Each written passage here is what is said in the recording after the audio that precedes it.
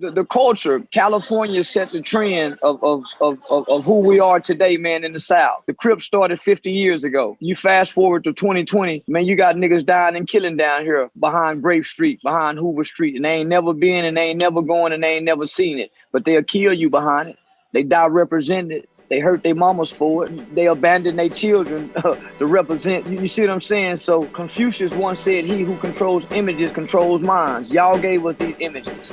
Them G's don't play out, la la land is hot. Set up shop, sell them grams and clock. The new slang for Los Angeles is la la land. Yeah. Now he say, she say, I'll get you shot. We just sell them things, evade the cops. Your best come deep, cause you can lose your life in la la land. Royal blue Dodger hat matched with the blue ring. Royal blue Chuck tees with big blue shoestrings. Not the hockey team, no, we the true kings. Infrared carbine, that's how we do things. Most of these niggas smoke la la, man. You can call this Los Scandalous a la la land. The home of Tookie, OJ and O'Shea. Think it's for play out here, nigga, okay. The G is over all, y'all just like to hate. And we know Dayton's old, but we just like to skate. We stay flossing from Carson to Slauson. The grass is greener from here to Pasadena. It's Southern California, but it's still gon' rain. Big bullets get wet and I feel your pain. We love to set, that's all we got out here. It's so cold in these streets that it's hot out here. Them G's don't play out, la la land is hot. Set up shop, sell them grams and clock. The new slang for Los Angeles is la la land. Yeah. Now he say, she say, I'll get you shot. We just sell them things, evade the cops. Your best come deep, cause you can lose your life in la la land. It ain't a game out here, you find misery and pain out here. Homie, we hustling the summer sleet or rain out here. California, ride till we die for the skrill. We claim we do it for survival, but it's all for the thrill. Got to get it with it, spit it, hit it through your fit it, split it, bang on them, so they know that the hood did it, no mistaking. West side rider for real, it's like a demon that's inside us, that incite us to kill. Bang, bang, and lay our life down for the gang. I seen a nigga lose his life for trying to fight for his chain. It ain't a game, it's insane, the whole hood dysfunctional. Retaliation seems like the only time we punctual. That's real, cuz we drink and smoke drugs, but it's something about a gangster, cause bitches just love a thug. I think we got the downest hoes on the earth, the baddest bitches in the world, they come from right off the turf. La la land. Don't play out, la la land is hot. Set up shop, sell them grams and clock. The new slang for Los Angeles is la la land. Yeah. Now he say, she say, I'll get you shot. We just sell them things, evade the cops. Your best come deep, cause you can lose your life in la la land.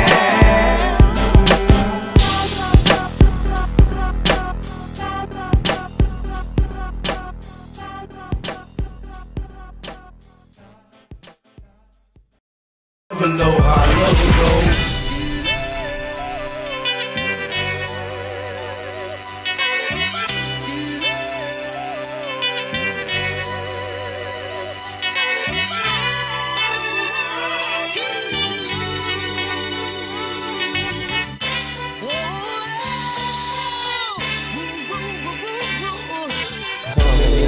Can't stand off the liquor.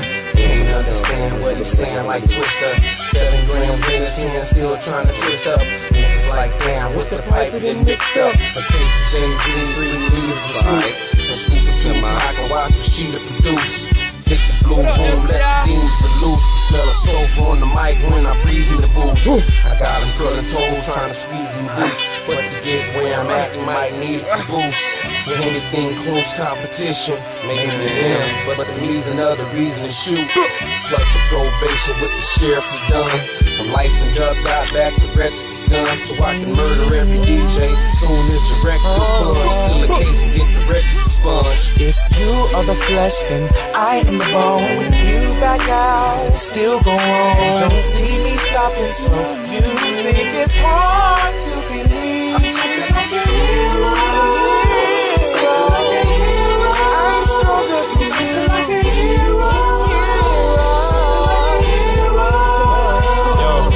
I puff on the fruity branch, clutch figures move with champs, bust on the booty clan, plus get that booty tang, rush in and do your camp. Us niggas cool as fans, touch wisdom, rule the land, tough kids is hooligans, struck when I do advance, lust for them new sedans, plus rooms and Jews that glare. I'm rough, y'all should move in pairs. Mad women like them now, black down with spider now, master the tiger style, I'm faster than cycles. Wow. I'm deep and I'm so moist, don't beef with me, homeboy. I leave you with no choice, speak with a gold voice, 7 steps to darkness. That's right. Rhetoric is flawless. Where did they get this author? Heaven sent him for you. Y'all click sweeter than cough drops. I'm sick. What I spit is equal to smallpox. And they believe in they all pop before drop. Before the greatness of artists is more hot. If you are the flesh, then I am the bone. DJ, DJ. You think it's hard to believe? I'm stronger than you. No brain, I was trained in the truth. I bang in the booth, drop the top on the coupe and let the rain in the roof. Might take a brief moment to roll me a blunt. Put the flame to the front right before I chief on it. I don't run from the beef, I done fought with the pork. You ain't punching no lungs, you was caught with a fork. Obscene speaking, must wanna see my green fall. Problem with the homie, should've kept it between y'all. I take it personal, the bitter with the sweet. I still jump out on feet with the spitter in the street.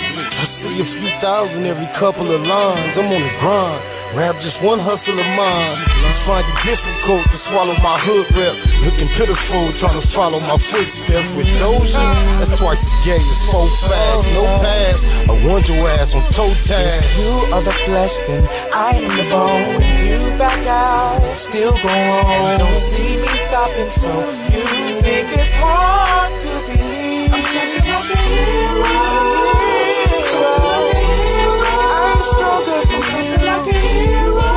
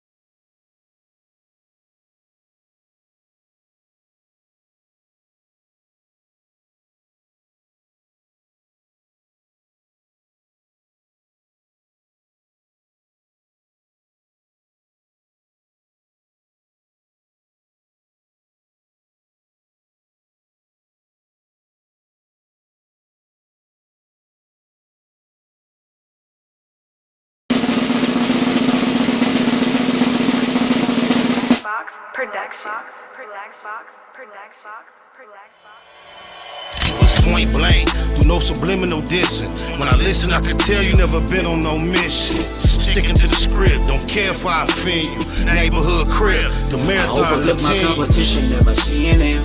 I done train my mind that I'm going. You could tell by how I walk, talk, I'm a boss. A east side millionaire, homie, what you thought? My life is a movie. They can't get close to me. They mad cause they can't be. I'm everything that they wanna be, yeah.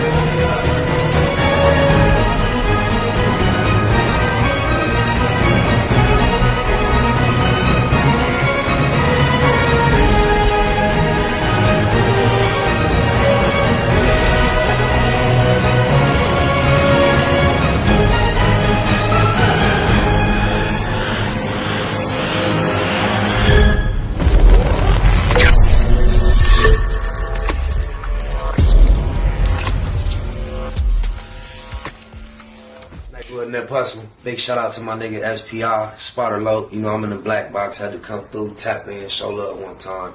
Yeah, y'all make sure y'all subscribe. Stay tuned, all that. Neighborhood, C-Mac, shout out my low, Spotter Low, cuz. Neighborhood, on hood. It's a beautiful world. You fight me? Fight, crib. In the words of Spider Loke on my mama's It's mom. the homie cook-up boss, goddammit, Cub Low.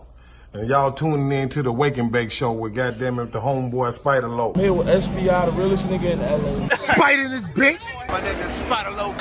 Spider Loke, nigga. Spider Low. It's Spider Loke. Spider Loke. Spider Loke. Spider Low. Spider Loke, that's my nigga. Spider Low. Spider Low. Shout out to SPI, that motherfucking nigga. You are now in the black box with the homie Spider Low, the most eastiest. Facts over feelings, keeping it a Google Plex. Feel my campaign. Spider Low, Wake and Bake. Better keep it Google, nigga. Loke is in LA somewhere doing it.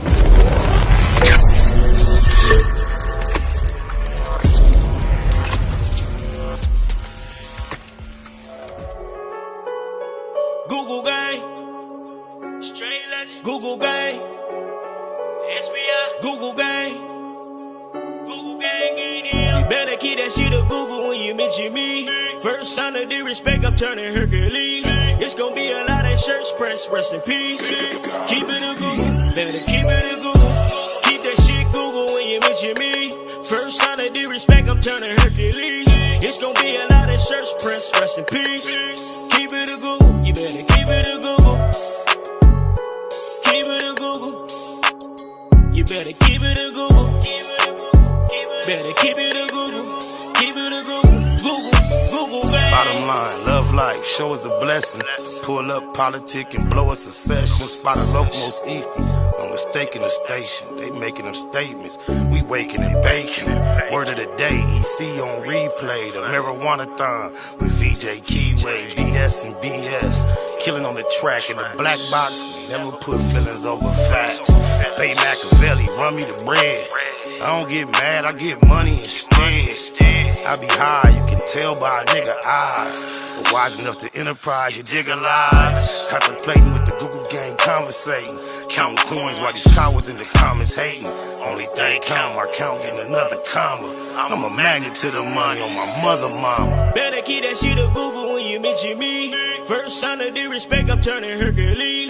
It's gonna be a lot of shirts pressed, rest in peace. Keep it a Google, better keep it a Google.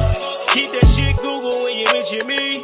First sign of disrespect, I'm turning Rkelly. It's gonna be a lot of shirts pressed, rest in peace. Keep it a Google, you better keep it a Google. Keep it a Google. You better keep it a Google. Better keep it a Google. Keep it a Google. Google gang. If you can't keep it a Google, then don't mention me. Run a check through the set, I bet them niggas mention me. Red Bull and Hennessy, I keep the same energy. No matter on a solo or a couple homies with me. Tell them come get me if they want confrontation. I keep a couple shooters with me. And we right here waiting on shit to pop off. Take a nigga top off, you tempt me. All that BS, you can miss me. Slide down Century, doing about 60 in the gutter lane. Faded off yak and drop the pistol, hopping out the rain. I won't change, keep it a Google the only way. Mention me, I come out and play. That's on the gang.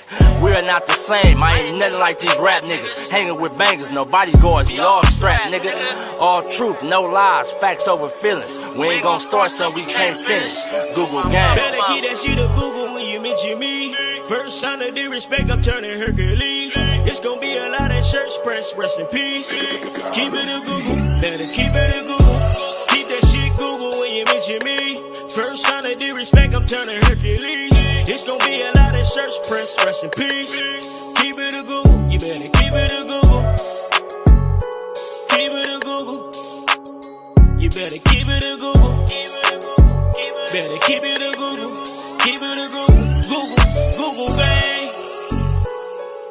Gina, gratitude is the attitude. This show is a blessing to be back in the black box as we blow a succession on my mama.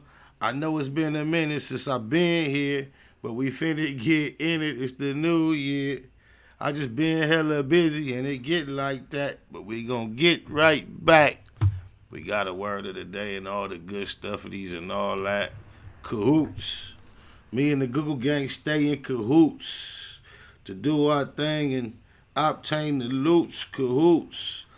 Cahoots is an informal word that is usually used in the phrase in cahoots to describe a partnership or alliance for making or implementing secret plans. Though 5 years apart in age, the two siblings are often in cahoots when it comes to making mischief. In cahoots, it is a good thing to find someone to be in cahoots with in a lot of different ways and capacities. Oh, my mama. Natural high, full effect. Gotta play your cards, pull the deck. Oh, my mama, we got a quote of the day. I have stood on not a quote of the day, the inspiring quote of the day. I have stood on a mountain of no's for one yes. This quote struck me as interesting because I can recall at a time in my life when I first started doing interviews, there was a common question that was always asked you. And it seemed like they always asked this question toward the end of the interview, almost like the last question. And it's like, you got any advice for any up and coming or anybody trying to do anything similar to what you do, what you've done, what you're doing? And I will always say I formulated an answer that I would give to that question all the time. I was always ready for that question. And my answer was what I would tell someone trying to accomplish something similar. Now, I would take this, if I would have to answer that question for anyone that's looking to do anything that seems to be uncertain. My answer was, I would tell them, when you get 1 million doors slammed in your face, get happy, because that means you may only have 1 million more to go. And that's what this reminds me of. I have stood on a mountain of no's for one yes. And often, so often, rejection becomes a bigger part of acceptance than actual being accepted when you are attempting to be accepted or achieve something that is beyond norm or great or of value that sometimes can't even be quantified. You got to go for it and just know a lot of them no's, them bumps, them bruises, it's a numbers game. The most valuable or more valuable things aren't the low-hanging fruit that are easily acquired and located on every corner or at every turn. So, it goes with the phrase, no pain, no gain. At the same time, you dig lies. But we waking and baking. We going to get into the Omni question right after these brief messages and moments on my mama. That motherfucker owed me 35 motherfucking dollars. He told me he gonna pay my motherfucking money last motherfucking week. I ain't seen this motherfucker yet. I'm not gonna chase this motherfucker for my 35 motherfucking dollars. I called the motherfucker 4 motherfucking times, but the motherfucker won't call me back. I called his mama the other motherfucking day. She gonna play like the motherfucker went in. Oh, Lord, to cut her motherfucking ass out. But I don't want no motherfucking trouble. Press But play. I tell you one motherfucker thing. The next motherfucker time I see this motherfucker, and he ain't got my motherfucking money, I'm on bust his motherfucking head. On the real, I give a fucker how a motherfucker feel. Motherfucker bet not fuck with my motherfucking meal. Run a drill, quick way to get a motherfucker killed. Fuck a trial and appeal. What's the motherfucking deal? Mr. Williams got my hand on the motherfucking wheel. Make some millions before I make a motherfucking wheel. You motherfucking right. What's the motherfucking lick? Niggas know going broke or make a motherfucker sick. And a bitch, that's when she leave a motherfucker quick. So she can't do shit but suck my motherfucking dick. And then suck and fuck the whole motherfucking clique. City rabbit, no kids, no motherfucking tricks. Just crips blowing zips, counting motherfucking chips with hollow tips stuffed in they motherfucking clips. Taking trips, leaving big motherfucking tips. You still can't hear, read my motherfucking lips, motherfucker. What up, motherfucker? Motherfucker. Like us, motherfuckers. We don't give a fuck, motherfucker.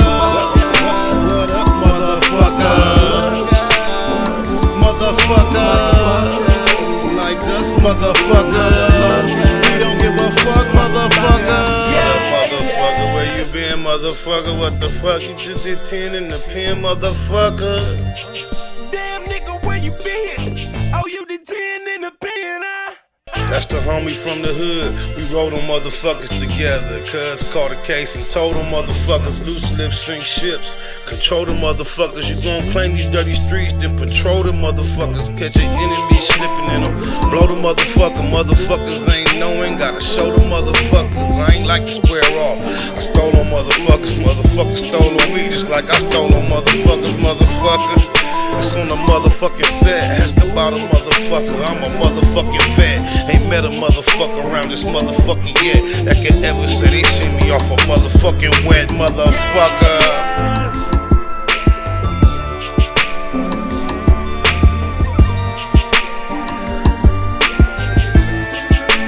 Yeah, motherfucker. My hater with my weight and pay him back when I'm bigger. Oh, my mama, that just hit me, boy, about some of the things I went through when I was young. It's a lot of people that would have been of audience or some of that, boy, couldn't believe I turned out to be SPI the third. That's my word, you heard? But let's check your boy out. I've been away from social media for a while because this is the moment I've been dreading. Facing 27 and a half years. We all know it started at 500. But I just got sentenced today. I feel like the judge was super fair. He heard everyone's testimony about my character, everyone who came to court. The judge ordered me to 66 months in federal prison, which I feel as though it's fair for especially how much money I made. I had to pay 10-point-something million in restitution, which they already have, which will be applied to which they already got the money now. And I got to pay another 5.7 million in restitution to the IRS. So, I'll be home in the next 2 to 3 years. I hope you guys continue to support Reloaded Universe. I got 6. Now, he seemed kind of emotional, which is understandable. And I don't know if it was necessary to go that far out of his way to be so gracious toward the judge, but I have to reflect on the fact that he said he was facing 27 years. And you see the real life effect of just holding a certain amount of time or consequence over an individual's head for enough time, and then watch them be grateful for a sentence, years in prison. I don't know how he was so good at math to accumulate all that wealth and fortune, but when he said he'll be back in 2 or 3 years, his math was fucked up because they sentenced him to 66 months in the federal prison system. I don't know if somehow he finna, for dangle. But the question was in the title, was it worth it? I see a lot of people saying, yeah, it was worth it. 50 million, da-da-da, he's still gonna be making millions, da-da-da-da-da-da, while he down, and woo-woo-woo. And I can definitely relate from a perspective of now you caught. In hindsight, was it worth it? I can see how, you can come to that conclusion. But if you flip it and you asking yourself, is the question, was it worth it? What about if somebody comes to you and says, hey, I got this same amount of millions up front. They offer you an indefinite exchange for that said amount of time in prison. That's a better way to phrase the question, to ask yourself, is it worth it? Is it something that you would sign up for ahead of time? Understanding, understanding that that's the scenario. Somebody said 5.5 years in the feds, he'd do 3. I don't know about that. From my understanding, from what I am aware of, the feds require upward of 80% of your time to be completed, unless you get some other type of something kick in. So, and I'm not a math genius, but to me it seems that a 5.5 year sentence will require more than 3 years for you to fulfill it at an 80% or higher fulfillment. So, I think that might be a little off, but free cuz whenever he got to turn himself in, at least he got to walk away after that sentence being judged. That's that money being moved around. And I'm not saying, it's some people that would definitely take 5.5 years in exchange for multiple millions. You know what I'm saying? Almighty Drew in the chat, he said he'll take 50 million for 3 years. What else will you do for 50 million? Because then that goes to ask the question, if your soul is definitely, your freedom, which is the closest thing you have to a soul. I don't know if you've ever been isolated or if your freedom has ever been restricted from you. Cephas, you said you would too. You have to also factor the risk of not making it out that thing.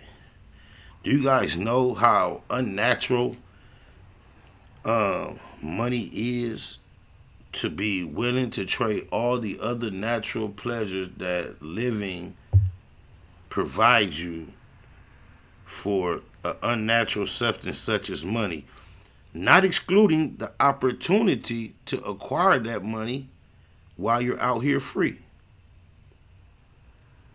You know what I'm saying? Get 2 months off a year, he will do 40 months, 85%. What's 40 months? That's 36 months, 3 years and 4 months. So maybe, you know what? I'm not finna sit up here and argue with y'all. Yes, that might be true. You feel me? But I know this. On God, BS, I ain't doing it. That's some BS. I'm not doing it uphand. And then I'm not knocking the idea of taking risks to the extent to say that I'm a hypocrite to say I've never done that. I know about taking a risk, but at least you got a chance at not facing that that type of consequence. You dig it, lies? But just to say for sure, I'm finna trade my freedom for this amount of compensation for that amount of time. And I'm gonna keep it a Google.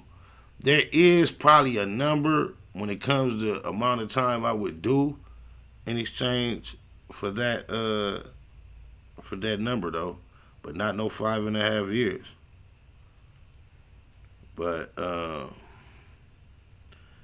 I'm just still in awe in how I read something that say he was raised as one of 28 kids, and to come from them type of, you know what I'm saying, beginnings and them type of circumstances in such a scenario, to create such a success of yourself, even though it's illegal side as far as what society states.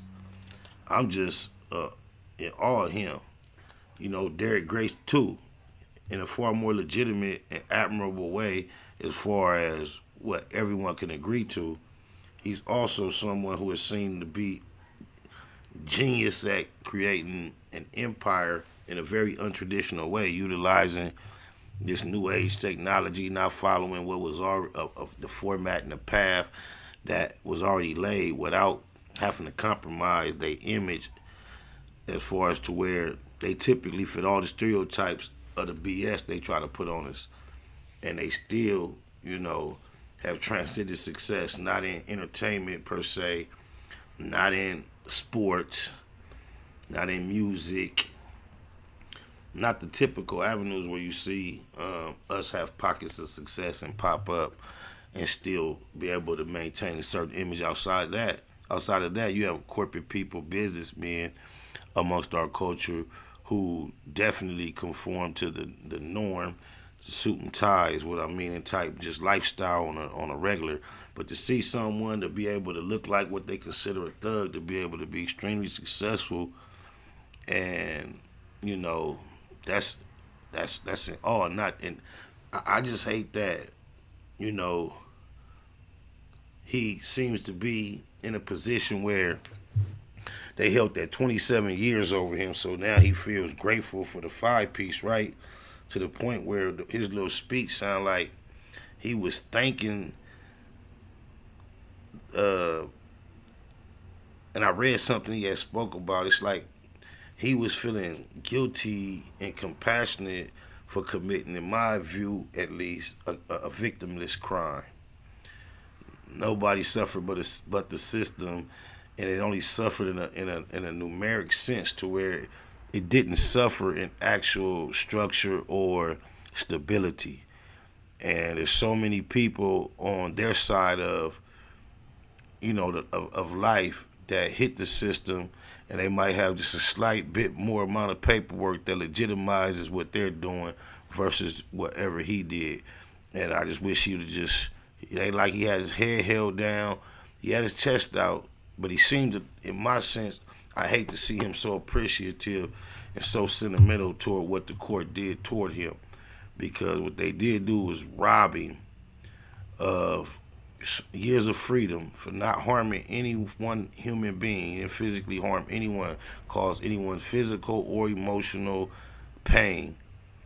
And he just accumulated an extra amount of this paper. I think that he could have very well been reprimanded with a financial punishment alone. I think they stuck him where they didn't have to stick him. On my mama. Caller on the line, you agree with what I'm saying or you disagree? What's your thoughts? Was it worth it? Hello. Hello. Hello, can you hear me? Yeah, I can hear you. Hello. Hello. From what you were saying, I would say that a lot of things is not, it could be worth it, but not really at the same time, not if it's going against your morals or something that makes you go to sleep at night. This is Lgina Gold, by the way. I know you. I recognize your voice at this point. How you doing? Yeah. I'm good. How about you? I'm good. So you say, are you familiar with Omni the Hellcat? No, I was just listening to what you were saying, and from what the gist I got, what he did. Well, this is what he did. Let me briefly explain what he did. He found a way to provide cable service to a whole lot of people without legally being supposedly supposed to be doing it. So I guess like cable packages, people will pay upwards of $100 for. He was giving it to him for $15, and he made millions and millions and millions and millions and millions of dollars while doing it. And in the process, he stayed on YouTube, turning the cameras on how much money he was spending, how many cars he owned, the pink slips to him. He had big chains and jewelry, and so they stuck him. Yeah. I'm gonna show you a clip. This is his. He just got sentenced. This happened. He went to jail a couple years ago initially, He apparently just got sentenced, and then he went on his live and he did this. So this will give you a better idea of what he's talking about. Hold on real quick.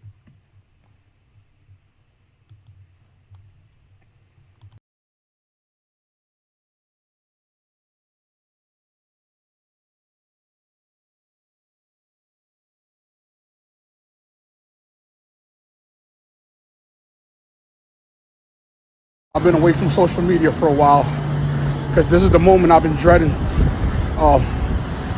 Facing 27 and a half years. We all know it started at 500, but I just got sentenced today. I feel like the judge was super fair. He heard everyone's testimony about my character, everyone who came to court. The judge ordered me to 66 months in federal prison, which I feel as though it's fair, for especially how much money I made. I had to pay 10-point-something million in restitution, which they already have, which will be applied to which they already got the money now. And I got to pay another 5.7 million in restitution to the IRS. So, I'll be home in the next 2 to 3 years. I hope you guys continue to support Reloaded Universe. I got 6. Somebody in the chat is talking about his kids are gonna need their father, and I'm surprised it took somebody that long to mention something like that in the debate of whether or not it was worth it. You got a better response, or more information to help develop a response now? I feel like he was giving it to people for, you said, like $15, and I feel like he saved a lot of people money. But as far as him leaving his kids, I do feel bad for that.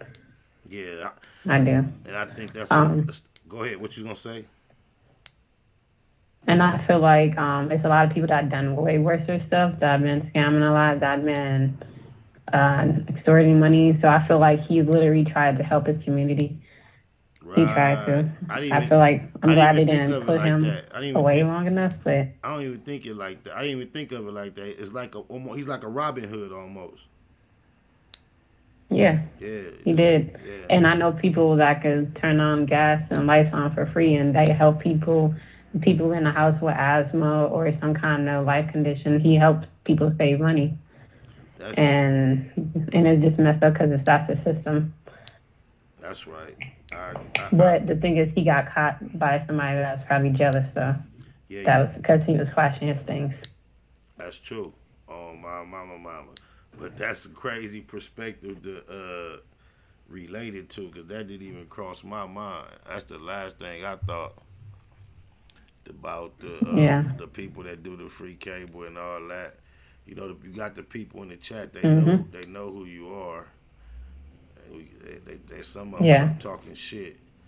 I wasn't really planning on. Yeah, they always do. I wasn't really planning on discussing your situation, some of the things that you done got involved in at this point that got so extreme and extravagant. I wouldn't even know where to begin talking to you about any of that. What's going on with you? Well, if you want to act. Huh? Well, I'm doing all right.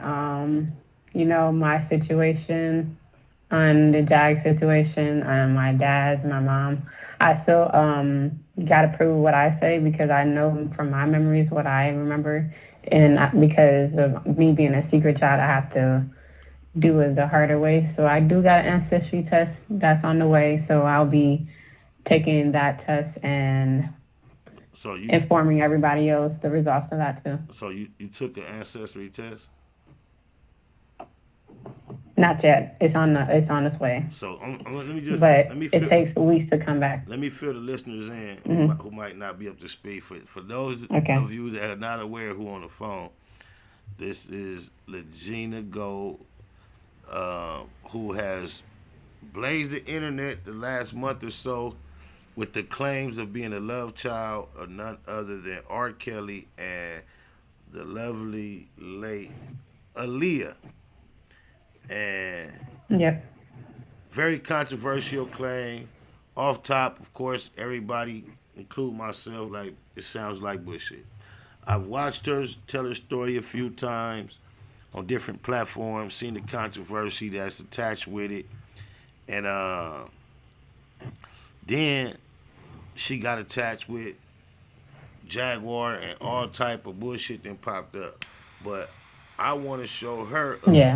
I want to show her a video because she claimed to be Rkelly and Alyhia daughter.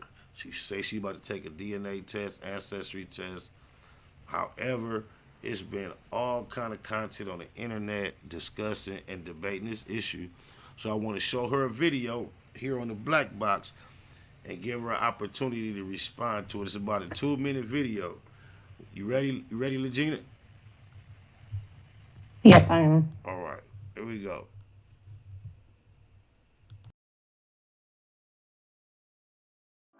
I don't think Legina is as crazy as everybody thinks. So I want y'all to check this out. Oh, I want to see everybody put a hashtag of African Union's Day and we all black. We all bleed the same and celebrate. For our motherfucking brothers and sisters. Why are we acting like we too good for them, or are they acting like they too good for us? Cause I'm in the middle of having like, my dad is Ghanaian and my mom, she's from Detroit, Michigan. So she grew up in the hood. Most of my ancestors is in Detroit. Well, from my mom's side. So I come in the middle, so I get the bullshit. I get the, from black kids, African booty scratcher type of shit. Or some little, what is they yell? I do have a little bit of cultural difference than other people in the black community. That is intriguing. A lot of people nice, but a lot of people is mean. Like this grown ass nigga, he talking about, you're not from Detroit, you're African. You not black, you're African. I'm like, bitch, I was born here. And bitch, we got the same DNA. It don't matter if I call myself black or African, bitch. I know a lot of Gemini people. My mother is a Gemini, my sister, my brother. And when I used to tell people I was a Gemini, they used to say, oh, you're a Gemini, do you have a twin? And I'm like, yeah, how do you know I have a twin? Because I have a twin brother. Like, and they like, you do? I'm like, I thought you knew because you asked did I have a twin. Like, you knew I had a twin. But I didn't know that at the time that Gemini was the symbol for twins. So I am a twin Gemini. A birth by Gemini. So I get the shift. I feel like I don't have what's the personality, like the two-faced one, because I feel like my twin took it out. So, but then again, he was snapping too, so I don't know. I did too. Let me stop. It just, I think everybody have a dual personality. We all have somebody a dark. Okay, it's the thing. From what we can gather right there, you was describing your parents, and it didn't sound like Rkelly and Alyhia. Yep. So, can you explain I was just. Go ahead. Yeah, I was describing the parents I was raised with. So, when I said Zama and Nana, those were still parents my dad left me with. Well, originally, Nana was my nanny from my mom, but after she died, that's when we went to Rayburn. And because I used to remember my dad, Rkelly being my dad, it just, for people around you denying it the whole time that he was my parent, my dad, because I used to refer him to my first dad before he switched to Nana, the Ghanaian man. They going so hard. The thing is, they put me. They going so hard in the chat about not believing you, but I'm gonna keep it real. The more unbelievable when it comes to looks is Alyhia, but if you would have just said Rkelly, it'd be to me suspicious because I ain't gonna lie, there's a couple of angles, man. I'm like, I see she could have probably. But go ahead, I didn't mean to cut you off. Go ahead. No, I know, but the thing is, we black, so we all don't always look like our parents. We look different. And I can say what I got from my mom is from my lips and my eyes. Okay. That's similar to hers, but I look like my dad, Rkelly. He put me in a family that when he left me there after his trial, he left me with the Ghanaian man, Nana, and his baby mom, which is my grandpa's baby mom too. So that was the role that they wanted me to tell people who was my dad, and them they was my mom. Wait. And for a while, I couldn't explain to them. You said your daddy, Rkelly, left you with somebody. No. And you said it was who? You said she was who, baby mama? Michael, it's my grandpa Michael. He had outside his marriage. And he your grandpa based on that he whose father? So my grandpa Michael had a baby outside his marriage, and after my mom and them died, he placed me with his baby mama's family. And that's where Nana came into it. He was originally the person I was watching when I was little. Lgina, I didn't really live with her that much, like in 2010, 11, but not really, so I was allowed to see her. But with Nana, he knew who my dad was, he knew who my grandpa was, and my grandma and my uncle. They visited Weyburn before when I was very, very young, in 2002, I think. And I think that was the last time I seen them, or 2003. So they is, you know what they say, paid actors? Yeah, what, paid actors? Or Nana was. A paid actor? Yes. Okay. Yes. And I know it sounds crazy, and I know it sounds delusional. That's why I'm doing a DNA test, because when I was younger, after my mom died, I was asking for her a while, and they said that she was gonna come to the new house on Weyburn. She never did, and did not see her again on her music video, More Than a Woman video. And I'm like, okay, that's her. I wondered when she was gonna come, and then after she died, they just, kind of just switched from she's coming later, you know how she is, or she's busy, to I don't know what you're talking about. So it made me feel like I was going crazy, because I knew who she was and I knew she was my mom. It just, nobody wanted to explain it to me what happened, because that would be a tricky subject to say that. Why do you yeah, think? she was Why do you young. think the people who were in care of you are so secretive, even at this point, if that's the case? Have they done something criminal? They did. They broke the law, check fraud, human trafficking. They even child trafficking as well. So that's where when you say human, it's easier for them to get blackmail. When you say human and child trafficking, you talking about in regards to yourself?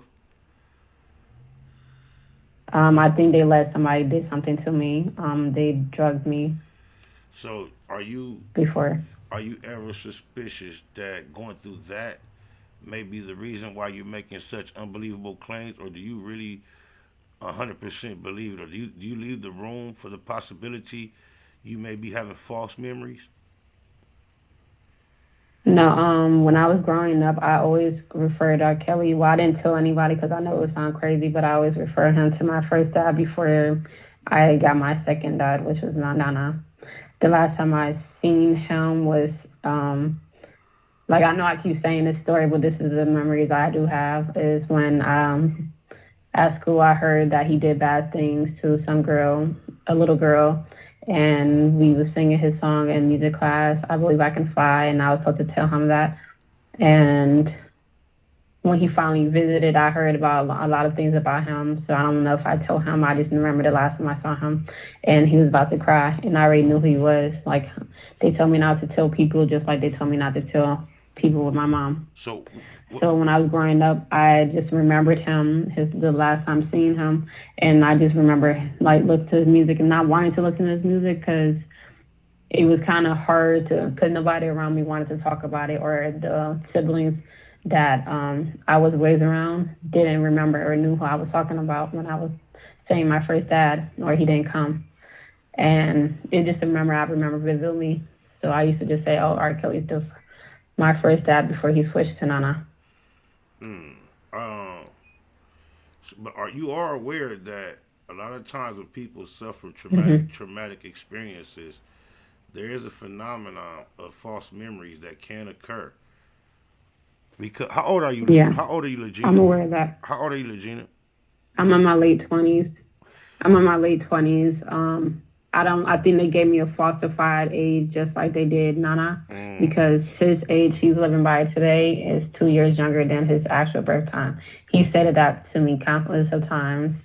So I think they did the same thing to me. If you look in the picture that they say I'm 3 years old, I look 5 years old. I don't have any baby pictures, so they said it burned down. So you just... And then when I tried to ask the second family for a DNA test, they didn't want to do it. And then now they're lying and said that they did want to do it. And then I said, let's do it in front of the public so everybody can see it, so they won't tamper it behind the scenes, because I know people have power to do that. And then they said no, and I'm not your sister, and I hope you have a good life. And then one of them just went back on the internet saying otherwise. But I can't. They don't want to do it, and I contacted them too. I contacted Nana. I contacted my half uncle. I contacted other people that I'm aware of, or some people from the Hawkins family or Kelly family. So. I know it sounds crazy. Out of all the players, no one is friendly to your plight or your journey. No one is supportive. Not one. No, when I was saying it a few months ago, they was brushing me off. They was like, are you sure it's not a past life that you lived in? And I'm like, the thing is, if people are hallucinating, they will hallucinate like they're either Rkelly themselves or my mom Alyhia. But I remember being their daughter. I remember them being my parents. So when I was saying this, like I started telling them around August or October, and then they was brushing me off, or they see my post online saying who my mother was. They didn't say nothing. They didn't say, oh, they done never came to me. Oh, you think that's your parents? And I remember this, a cousin of mine that came to me telling me about my mom, Alyhia, how they drumped her, and then they felt remorseful about that. And I remember thinking back on it, like how, because they did drump her in high school, and how they came to me like that they were looking so remorseful to me. And it's like certain situations like that, or it's just the second sister will say, Nana raised kids that wasn't his own, and I'm like, what kids he raised wasn't his own. And he would tell me a story that he raised a girl that wasn't his daughter and a son that wasn't his daughter. But he told me that too. They raised you as a loving, caring family. When you say trafficking, you weren't mean you were violated in any way, do you? No, they didn't raise me as a God bless. loving, caring environment. I'm not with Nana. I was with Nana until, so after the last time I see my dad, I was with Nana all the way until 2007. So since then we moved to like probably 3 different houses or 4 different houses and 2 different schools.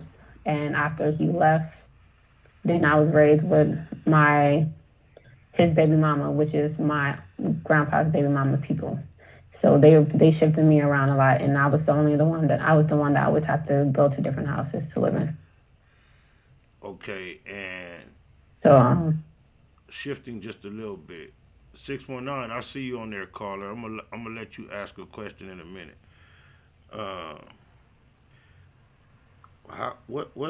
How did you end up linked up with Jaguar, right?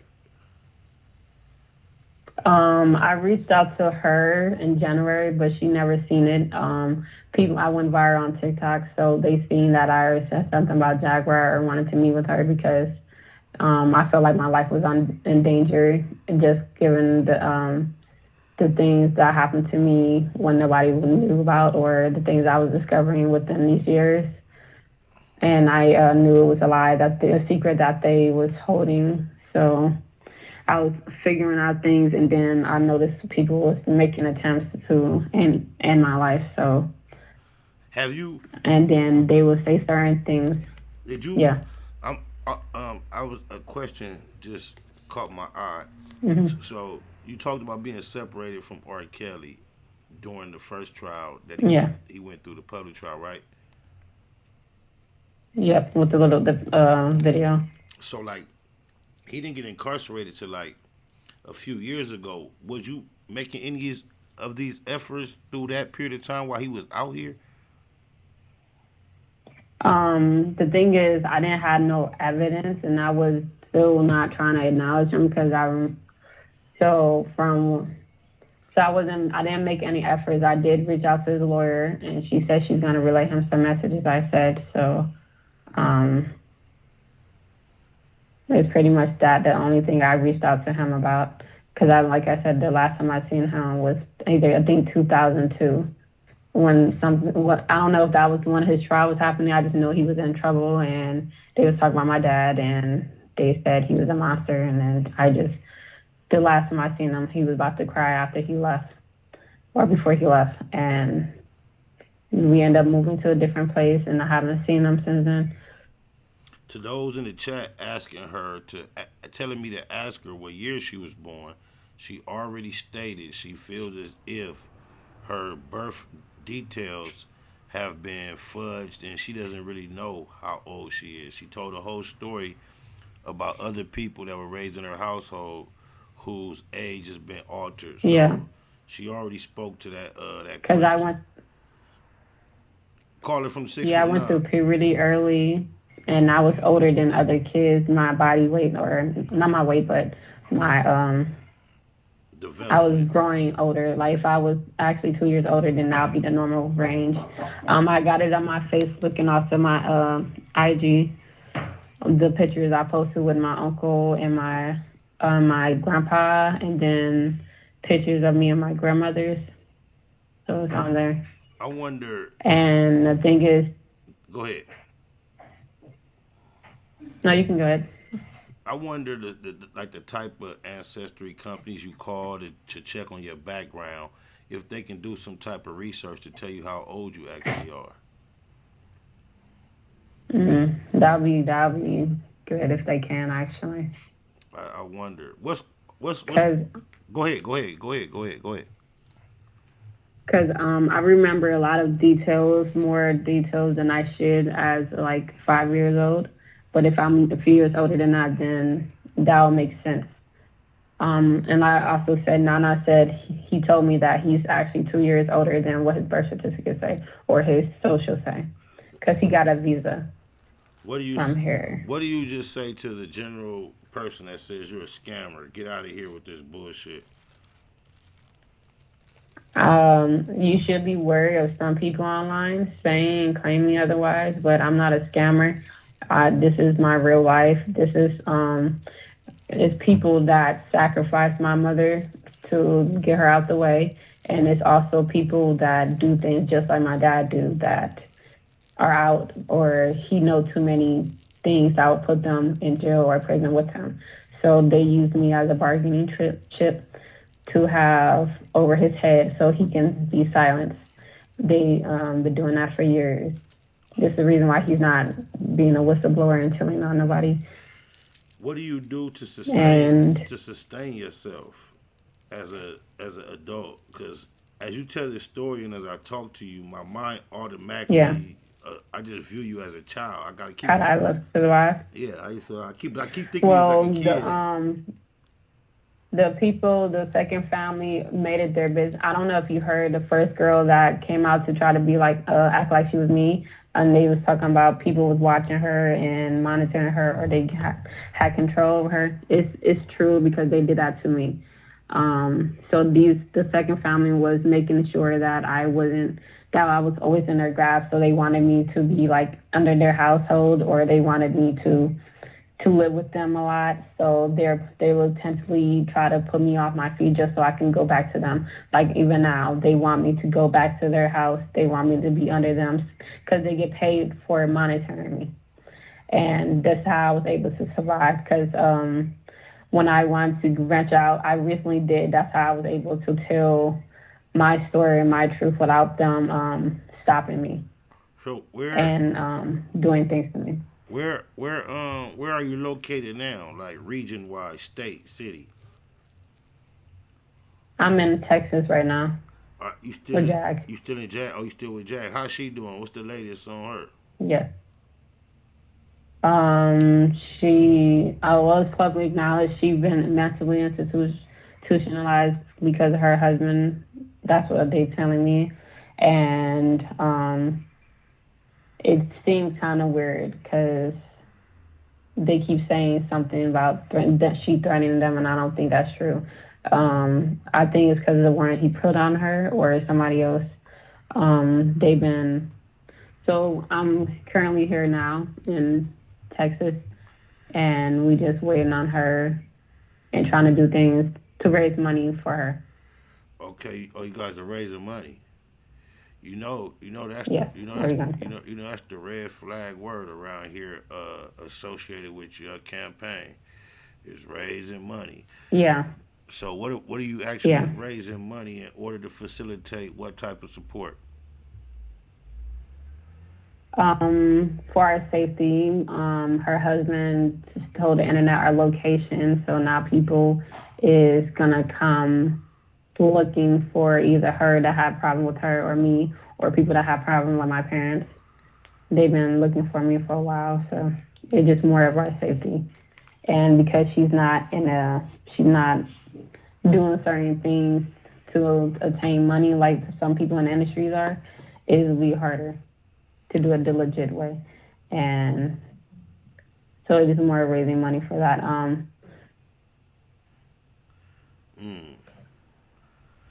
Just for our safety. That's pretty interesting. Safety funds for safety. Yeah. 619 caller, are you on the line? Yeah, FBI, I'm here, man. I'm here. Can you hear me? Yeah, man. Welcome back. What it do? What's going on with you, man? Look, it's a whole lot to unpack right here. I can tell you that much. Yeah, just please be gentle, man. But go ahead and keep it a Google. You know where you at. Facts over feelings. Oh yeah, man. You know me, man. You know I'm too. You know, for us to even go in a different direction, because I'm just gonna say this, man. I know, you know, in situations, sometimes when it comes to us as a people, we are quick to kind of bash or go into a different direction. And what I hear here is a young girl who was brought up without having the family structure that a lot of people have been, you know, blessed to have in their lifetime, and to be able to have that type of, you know, knowing who they are and knowing that type of love. So when you kind of been brought up in a situation where you've been always independent, it's always been you on your own, you against the world, you know, you do long to find out who that family structure is. And at the end of the day, regardless of what everybody might think or anybody might think about the situation, I think if she goes about the way she's talking about doing, as far as going through the DNA, finding out exactly, then we'll find out. You know what I mean? And regardless of, you know, if it comes out to not be true, or whatever the case, hopefully still she will be able to find some type of connection to family, because when you do put yourself in that DNA database, they will connect you with your family like that. Man, you see what I'm saying? I think that's a big thing as far as being able to know who your family is and feel like you belong somewhere, because not feeling like you belong is not a good thing. I couldn't have said it. I couldn't have said it no better. And you just took me to the thought of the fact that she's dual, been raised by or suspected to be African, and then the other side is American. And you think about our plight as a people of not really knowing where we came from. Her plight represents the plight of many of us. Man. And many of us are running around, and a lot of people are calling us like we are crazy. And a lot of people have done a lot of studying, link it to the fact that we don't know where we come from or who we are. So I have no mockery for her, no matter how ridiculous her claims may be, because to have those pieces of your puzzle absent or missing and be reaching the feeling with anything, and especially if it's not true or not factual, whether she believes it or not, something that ridiculous, my heart goes out to her, because that has to be a very lost place to be in. Absolutely. It is. Absolutely. Yeah, and you are very So, you articulate. know, I'm not You sure. are very I'm not articulate, really Legina. sure. You are very articulate. It's obvious you are not just a idiot. You're not a dummy. Someone allowed you to be exposed to some type of good upbringing, and I wish you the best. Like he says, regardless of how the tests come back, I hope you have, the strength, the courage to accept the results if they're not favorable to what you believe, Thank you. and perhaps, it just leads you on the next step in your journey to locate, that foundation that you desire. Yeah, I am, and I just want it clear because this is memories I do have, and I feel like I owe it to myself and my memories and my heart to go and pursue it. Because I know it sounds crazy. This was crazy to me even to feel like it or think it, but I think it is. I'm really sure it is. And it is from me growing up, being able to claim something and then now just not and being like that anymore because of my memories and them. Because it's like, when people get adopted, you think you are theirs and then you find out that you're not. And that did hurt me too. That did hurt. I could imagine. But, Nate Ducasse said she has family. I watched the interview yesterday of them saying that they want her to come back home. She's saying that them people ain't really her family like that, Nadu. They're not my family. They're not my blood family. I called them family, even though they wasn't acting like family. Once I got myself out the picture, then I like thinking certain things. I stopped talking to them for like a year or two already because it was certain things they was doing or secretive things that was morally not right with me. So I backed off from them, and then I was able to discern the truth without them being in my ear.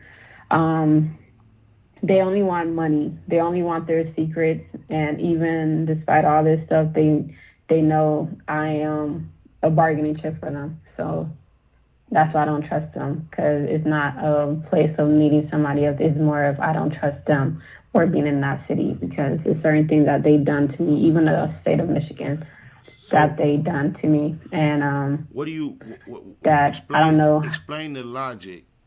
If you find yourself in that type of position, explain the logic of going to link up with Jag, who apparently seems to be saying she's under the same type of threat. Like, wouldn't you want to go be low key somewhere and lay low?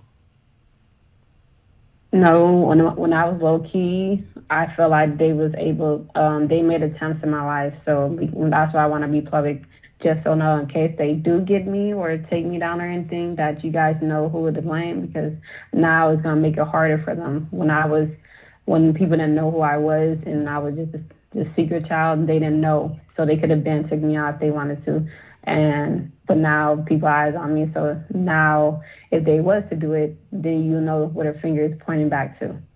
And the reason why. Do you mind speaking towards your mental health from the sense that your claims seem highly similar to Jag, and we see her predicament. So most people associate her predicament currently with the claims she made. To mental illness. They're like someone that makes those claims and then end up going through the struggle she's currently going through. They correlate that as like, okay, it makes sense. So how do you separate yourself from being someone that's that imbalanced while making the same level of extreme claims? From what happened to me is my own experiences. When my website got taken down, then somebody messed with hers. She got sent to a mental institution. Then I got sent in there. And it's both from my life. Wait.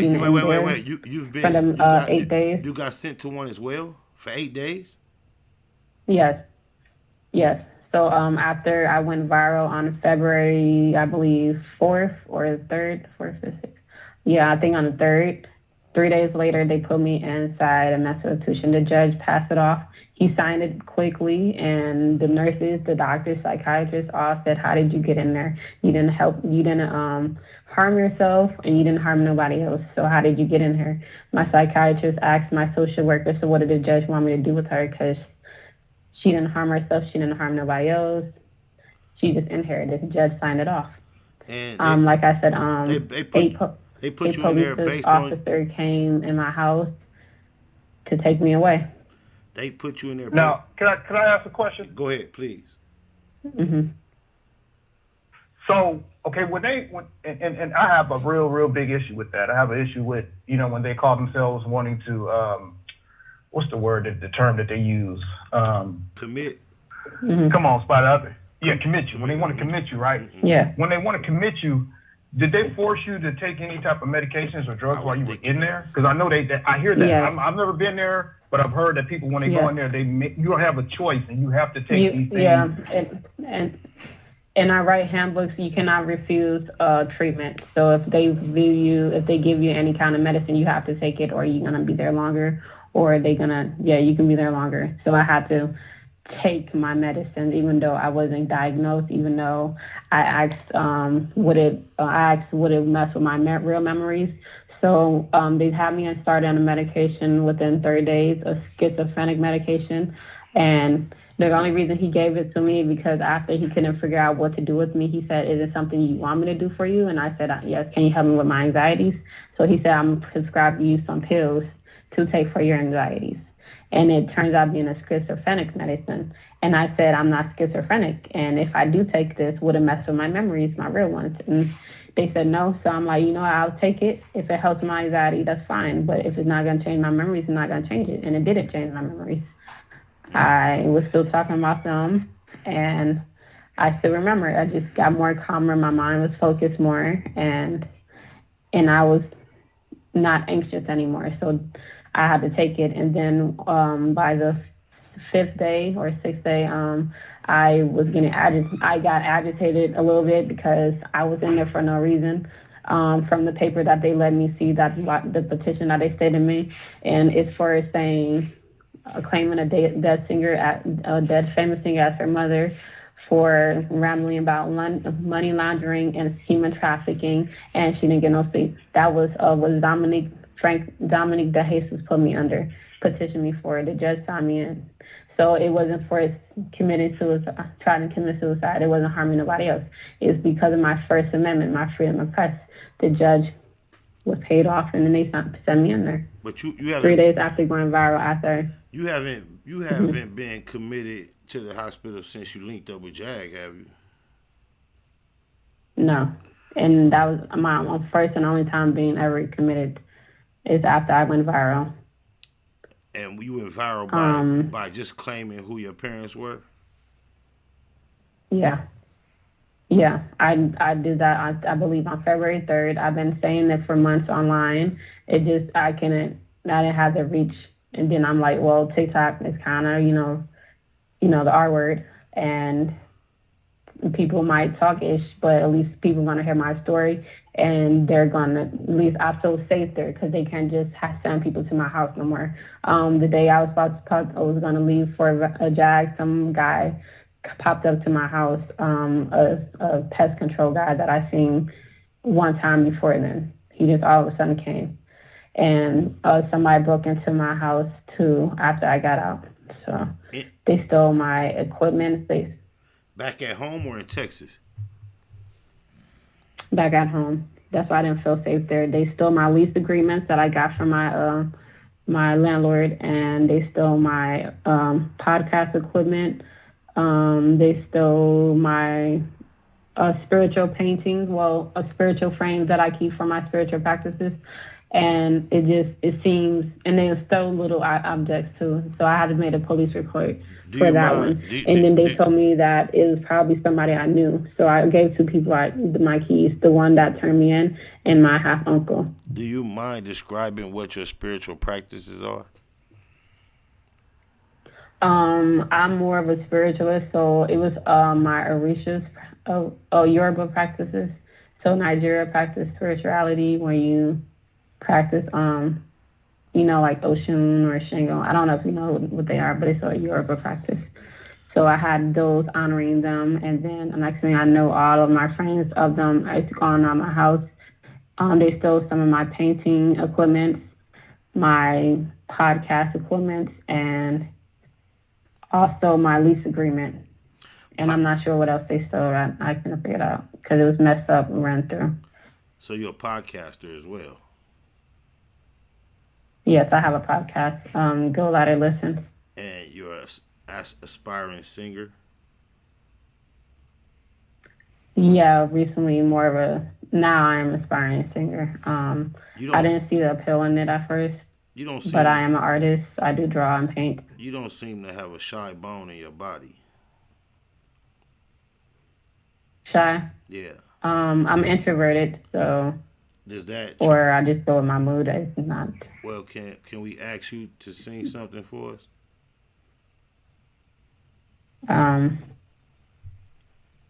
Somebody says you claim to be Mo3 spiritual advisor. What do you say?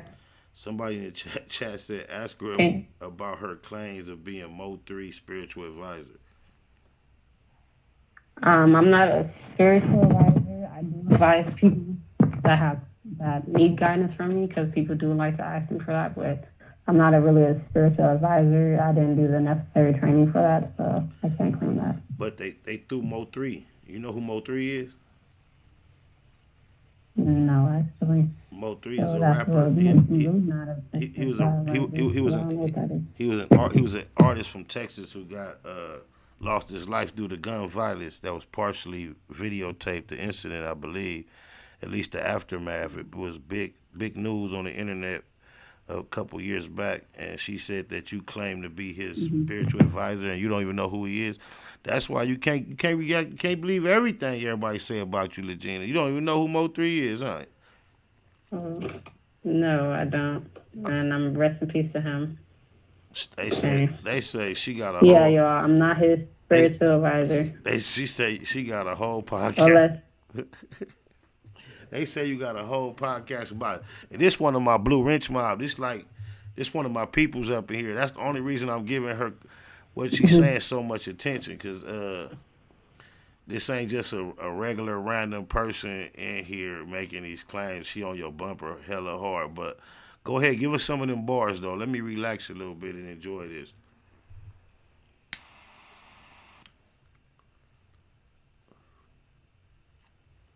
It's on you. Legina.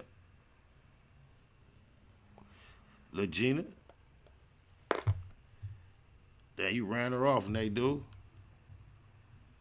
Can you hear me? Oh, I can hear Hello? you. Yeah, I can hear you now. It's time to do your thing. It's on you. I thought you let her run you off. I'm a little nervous. But I don't think. Let me see what song. If you too nervous, I ain't gonna force How you. could the one I gave my heart to break my heart so bad? How could the one I said I love you say the things you say? How could the one I was so strong to just tell me lies? Okay. Okay, thank you very much. Did you want more? Or? Yeah, we want some more. Give us some more.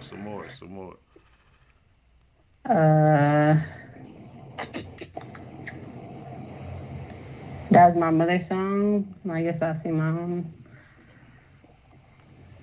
You got some. Even on. Can you give me that chance? Can you risk it all? Well, I'm looking at you in suspension. When I want your attention, would you make an effort?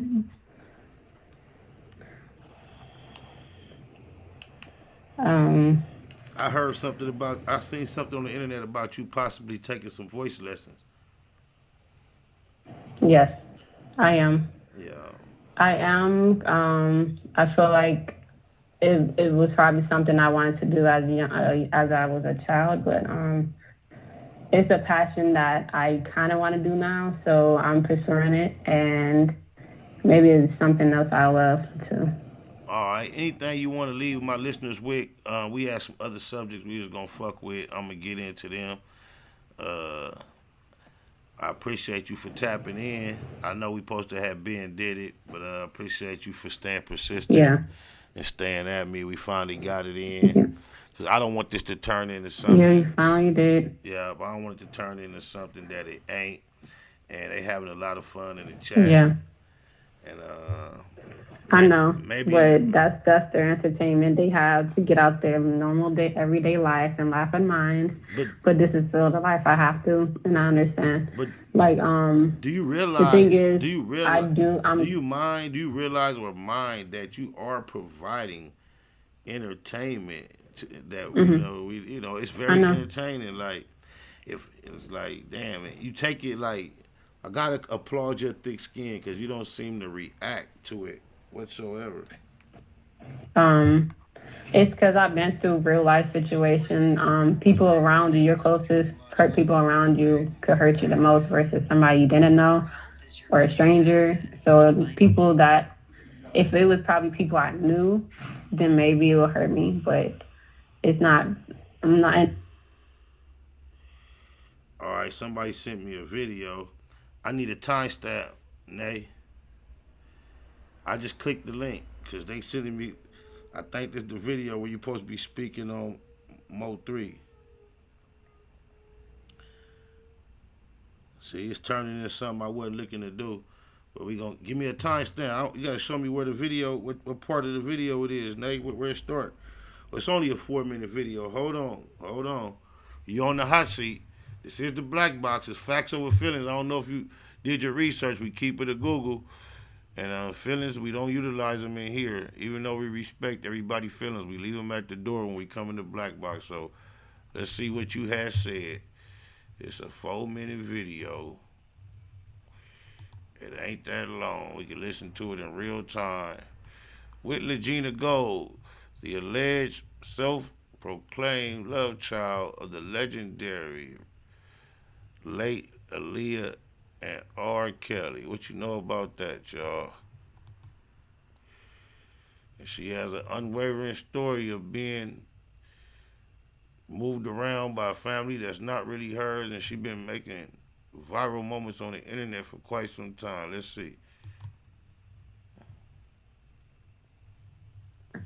Because he's the older guy. Who claims to be the daughter of Alyhia and Rkelly, better known as Legina Gold or Love, as she calls herself, is about to tell us about her biological family, her real family, and her childhood, the way that she was brought up. Stay tuned. Oh, this ain't the right video. I ain't gonna do you like that. I thought this was the Mo 3 video. Now you got me on the wrong shit. I'm not trying to shoot holes in her story in general. You said the Mo 3 thing, that was something random, and she didn't, I'm not here to tear her down and challenge her. That was a video that was already produced on that spirit. I thought you had something to do off the side, a sidebar, you dig a lot? That's you speaking about your family. Are you familiar with that video, Legina? Legina? You got it on mute? What you doing? Hello? She keep doing muting the phone? Hello? No. This phone is acting up. What kind of phone you got? It's a T-Mobile phone, actually. I think it's a new type of phone. I just got this a few months ago. Or maybe it's bugged. I'm not sure what's wrong with it. But I don't know who Mo is. I just looked him up, what it was, and I don't ever remember mentioning him. If I did, and I probably didn't know who I was talking about, but I am spiritual, and I am, the dead do talk to me, like through my dreams, but, so I don't think he ever did that. So, how long have the dead been talking to you through your dreams, and what type of things do they tell you? I had a dream about Tupac and Nipsey Hussle before he died. He told me somebody a snitch. and Nipsey Hussle said a word. It was like a week before he died. It was somebody from Compton or California that's a snitch. So it had police had something to do with Nipsey Hussle stuff, or somebody snitched it. Is that the only? But I guess it's been confirmed. Is that the only dream? Tupac came and rescued me in my dream. Like it was like an alley or a group of people or guys. So it was, I don't know if they were showing me somebody else's that he did for somebody else, because I just heard somebody's story about it, but now, I can say that they do. He's not the only one. I just can't remember surely. I can't help but notice. And I know I sound crazy. Yeah. I can't help but notice that you claim to be the child, not just someone who doesn't know their parents, that's been lied to, but you claim that your parents are these big, elaborate superstars. And then you say you're spiritual and the dead visit you. And even when it comes to the dead that visit you, it's not your auntie, your cousin, your best friend. It's these big superstars. Like you don't notice something ironic in that? The thing is, I wondered why they would specifically come to me, but if you had like a child and that was spiritual, and I think my in the future I'll be able to help a lot of people in the industry. So I think I was fitting. Has Alyhia ever come to you? No. I think I dreamed of her once, but it was in a limo. And I don't know if that was a memory or not, but no, I don't get dreams about my mom. I had one recently of my dad. To be honest, I guess the child part of me that missed him felt happy. I felt relieved that he finally came back. But how do you view your father? How do you view your Rkelly's current public image, as far as in relations to his charges and what he's been found guilty of? When I was younger, I was ashamed and I was worried about him, and I was sad for him. And then when I grew up, I was resentful towards him too for not visiting me anymore. And so when he was playing, his music was playing, I didn't know how big my dad was until like recently, because I was avoiding listening to him, and I always just didn't want, because I resented him. So I didn't, anything to do with him, I didn't want to acknowledge it. So can you make me one promise? So it's not like before I let you go, I want you to make me one promise. Yeah. When you get them results, you're gonna come back in and tap in with us, and let's talk about it, regardless of how it go. I am. All right, and then I'll tap in with you. I appreciate you for being patient with me and being persistent and finally getting it in. Thank you, and I appreciate you for having me on your platform and listening to my story. Even though it sounds crazy to me, but it's my memories and it's my heart. So I'm gonna have to. Who wants to hear the same old boring story? I love to hear a crazy story that has a. What do you say? Who wants to hear the same old boring story? I love to hear a crazy story. Yeah. Yeah. It's just fun. But it feels like a soap opera in my life. I'm like, I don't know who I am or who to trust, but I am meeting good people like you and Jag and everybody else. So it's good to have that support there. That's right. I'm gonna let the other caller. I'm gonna let the other caller give you a couple words if he chooses. Okay. Yep. Yo, sister, all I'm gonna say is this: is just keep pursuing that family. Keep pursuing that love out there that might be missing, that you might not be familiar with, because it is out there. You know what I mean? It is out there, and regardless of what anybody else thinks about you, it's about what you think about yourself. You see what I'm saying? Yeah. After all these people are all said and done, the real ones are gonna be the ones that's gonna be standing with you when it's all said and done. Yeah. Right or wrong. So just look at that part of it, and look for your real family. that's gonna really love you like family's supposed to love you. Yeah. That's what that's all about. So I'm just putting all that positive energy towards you. I hope you find what you're looking for, and I hope you just be safe out there as well as who you are. Okay, thank you. I appreciate it, and I appreciate your advice because you don't know me, but you gave me words of wisdom, so I appreciate it. And trust, it could be easy to come on here and have a whole lot of other shit to say. So I respect what he had to say too. Thank you for calling, and we're gonna get back with you, baby. Much love. Okay. All right. Hello. Yep. I also have a YouTube channel. Well, you already put it on there. No. I apologize. Go ahead and let people know where they can keep up with you and all that. My YouTube is Lgina Gold, Lagena Gold, Gold, and I am Lgina Gold on Instagram, Lgina Gold on Facebook. Legina Love Gold is on TikTok. So if you guys follow me on there, I appreciate it. And about y'all negative comments, it don't bother me. It really don't. It's real people in real life that bothers me, and it is what it is. Words don't hurt me. That's right. And I thank y'all. That's right. Angela backwards. All right, baby. Okay, thank you.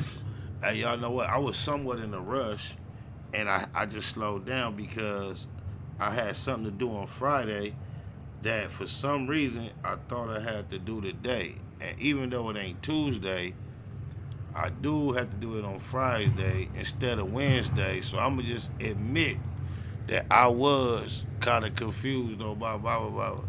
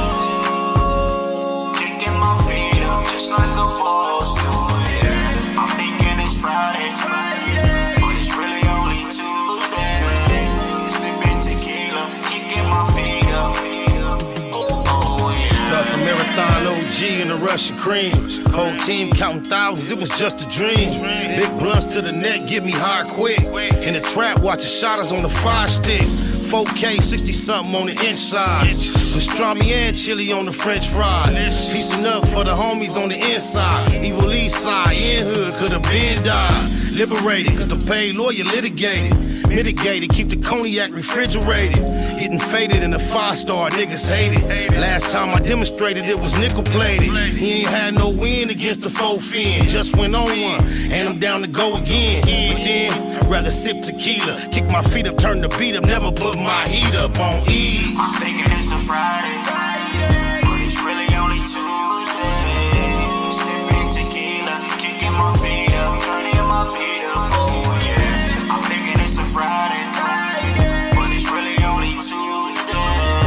Sipping tequila, kicking my feet up, turning my feet up. Oh yeah, banging me some OJs, thinking about the old days. Kicking my feet up just like a boss do.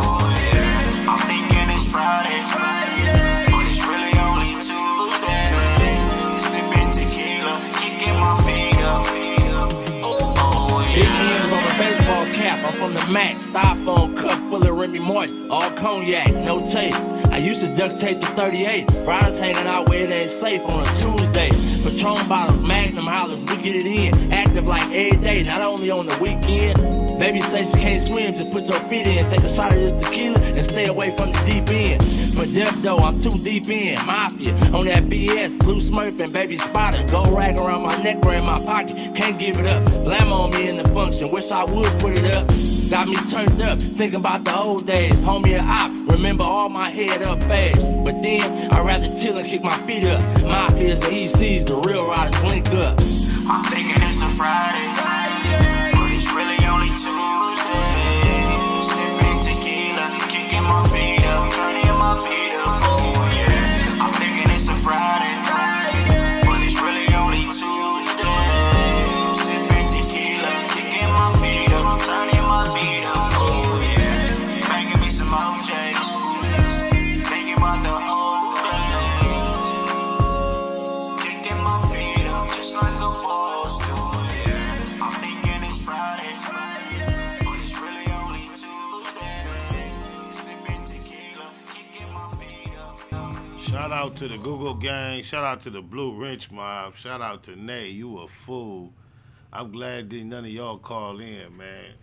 She seemed like she'd be able to handle it, but y'all was on her head in the chat, man. If any of y'all would have called in, the conversation probably would have even went different with me. Would have took me another direction. I'm glad. I didn't know what you was gonna say. I didn't know what you was gonna say. I was just, you know me, man. It's easy to go to the left, but I be trying to stay. I try to do the hard thing. Right. You know what I mean? No, I try you to did go on good. that, stay on that positive note. You did good. We could easily. Yeah. It was a couple of times I was laughing like a mother. I ain't gonna lie. I was giggling. I said, "Oh my God." Me too, Legina. But I left it alone, man. If you watching or you watch it back and you see why you was singing, my reaction, it was just hella cute. That's all I can say. That shit was cute. Look, I was laughing because I was thinking about what I'm listening to you. I'm on the phone. I didn't even watch it, but I was just imagining what your reaction was looking like. Cause I know what mine was looking like. Oh God! I was like, oh man, but like I said, man, we could have easily went the other way with that one, man. But that's the easy thing to do, man. I try to pride myself on doing the hard thing. Yeah, there you go. Look at the positive. There part. You go. Everybody troll, everybody clown. And then why pick on the weak? Like this is what I don't understand. All the bloggers that's attacking, and even her Jaguar, they mental illness. Why is they riding them so hard if you know they suffering from something that's out of their control? These are the obvious explanations for the erratic behavior. So why is y'all reacting to it as if you're passing judgment on them as if they were not suffering? It blows my mind. I don't get it. And like I said, that's the easy thing to do. Everybody do that. Everybody did doing that. You know what I mean? And for me, especially when it comes to us, melanated people, right. I'm really not trying to go that route. You know what I mean? Right. I'm really trying to see how we can win. I'm really trying to see how we can come up out of these things, because a lot of these things are a sickness. It's like the demons that is going on inside of you. You know what I mean? That's why back in the days when people had them issues, they used to go to church to pray out of them. You see what I'm saying? When they had these mental health issues or whatever the case may be. You bringing up melanation. You know? You bringing up the melanated masses. Perfect segue to the next thing I want to tap in on. I believe it was Melly Mel, hip-hop legend, that recently made a statement. I ain't sure who it was. Irregardless of who made it, the statement is in the air and being debated that Eminem is only considered one of the greatest because he's white. And there's people of high stature in the hip-hop game have made it their business to come out to either... From most of the reports I see most people are disagreeing.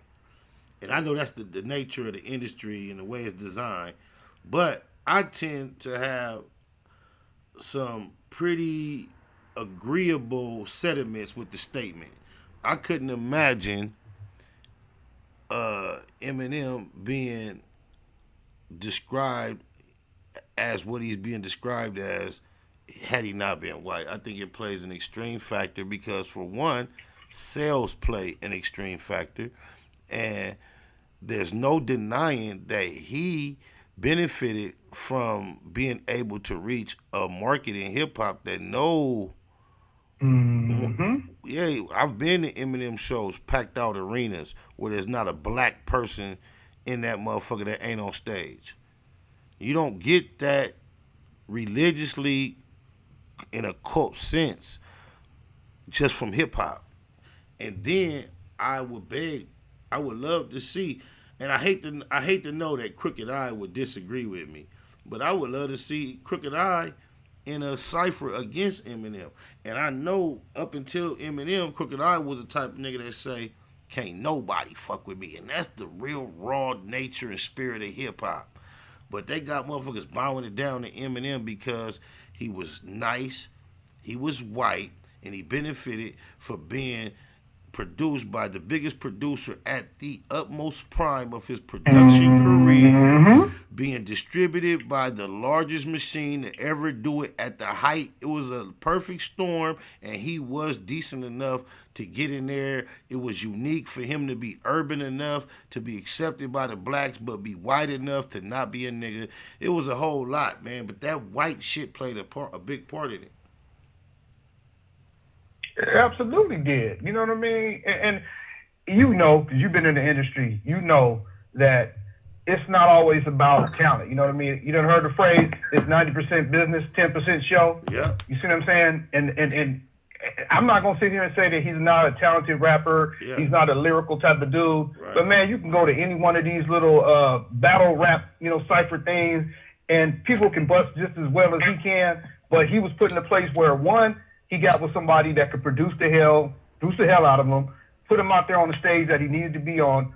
Two, he had people that showed him how to actually write a song, 8 bars, Right. 16 bars, come up with a catchy hook, and then have the machine behind him. Right. It's a million rappers that could have did the exact same thing that was black and white. Right. There's other white rappers out there that's just as nice, just like him, but they just have to be put in that right position to really be able to put their music out there with the right people behind them, and the business part of it falls into place. If I had to bet in the battle, I'll put my money on Crook versus M. 470 area code. What's happening, caller? Join the conversation. You're welcome. What's happening? What's happening? It's the Wolf Man calling out the SWAT, southwest side of Atlanta. You already know it. That's what it do, man. We politicking. You know what we talking about? Hell yeah. Yo, I want to definitely chime in on niggas calling Eminem the greatest rapper alive. Like, I always really, really felt bothered by that shit. It's like, how you gonna get a white man the ownership of this shit? It's like kissing the ring way too hard, man. Thank you. Like, Thank you. God damn. Go ahead. Keep going. Keep building. Nah, but the thing about it is, the crazy shit about it, the only niggas still saying Eminem the greatest rapper are some old ass niggas, because ain't no kid in this generation even saying that shit. Like, they don't even know a fucking Eminem song right now, dog. There you go. And Eminem, as nice as he was and well produced and presented as he was and as acceptable he was for us when we were young and impressionable, we cannot grab back to nothing to Eminem gave us that can relate to our life or our struggle. It was all fluff. Right. It was Vanilla Ice 2.0. It was Vanilla Ice with bars. Right, like, Yeah. It was just gimmick. It was gimmick. It was a bro. gimmick. It was a gimmick. Vanilla Ice with bars. Like, look at this white guy who can rap with black kids. Like, you know what I'm saying? Like, and we'll let him talk about. I can only call off, you know what I'm saying? Eminem did have some great moments in hip hop. I can't take it away from I him. agree. He has some great records, but it's probably like 3 records a nigga could call off back, like, and I'm fucking with. Yeah, but the great shit that he had, I'm 34. A lot of the great shit wasn't timeless in the sense of the subject matter and its relatability Right. now. When you go back and hear the shit that you used Right. to repeat word for word from Eminem, it ain't shit you really fuck with right now. It ain't like a old. Right. Yeah, it's like, that shit is like corny, really, to be honest. A lot of it.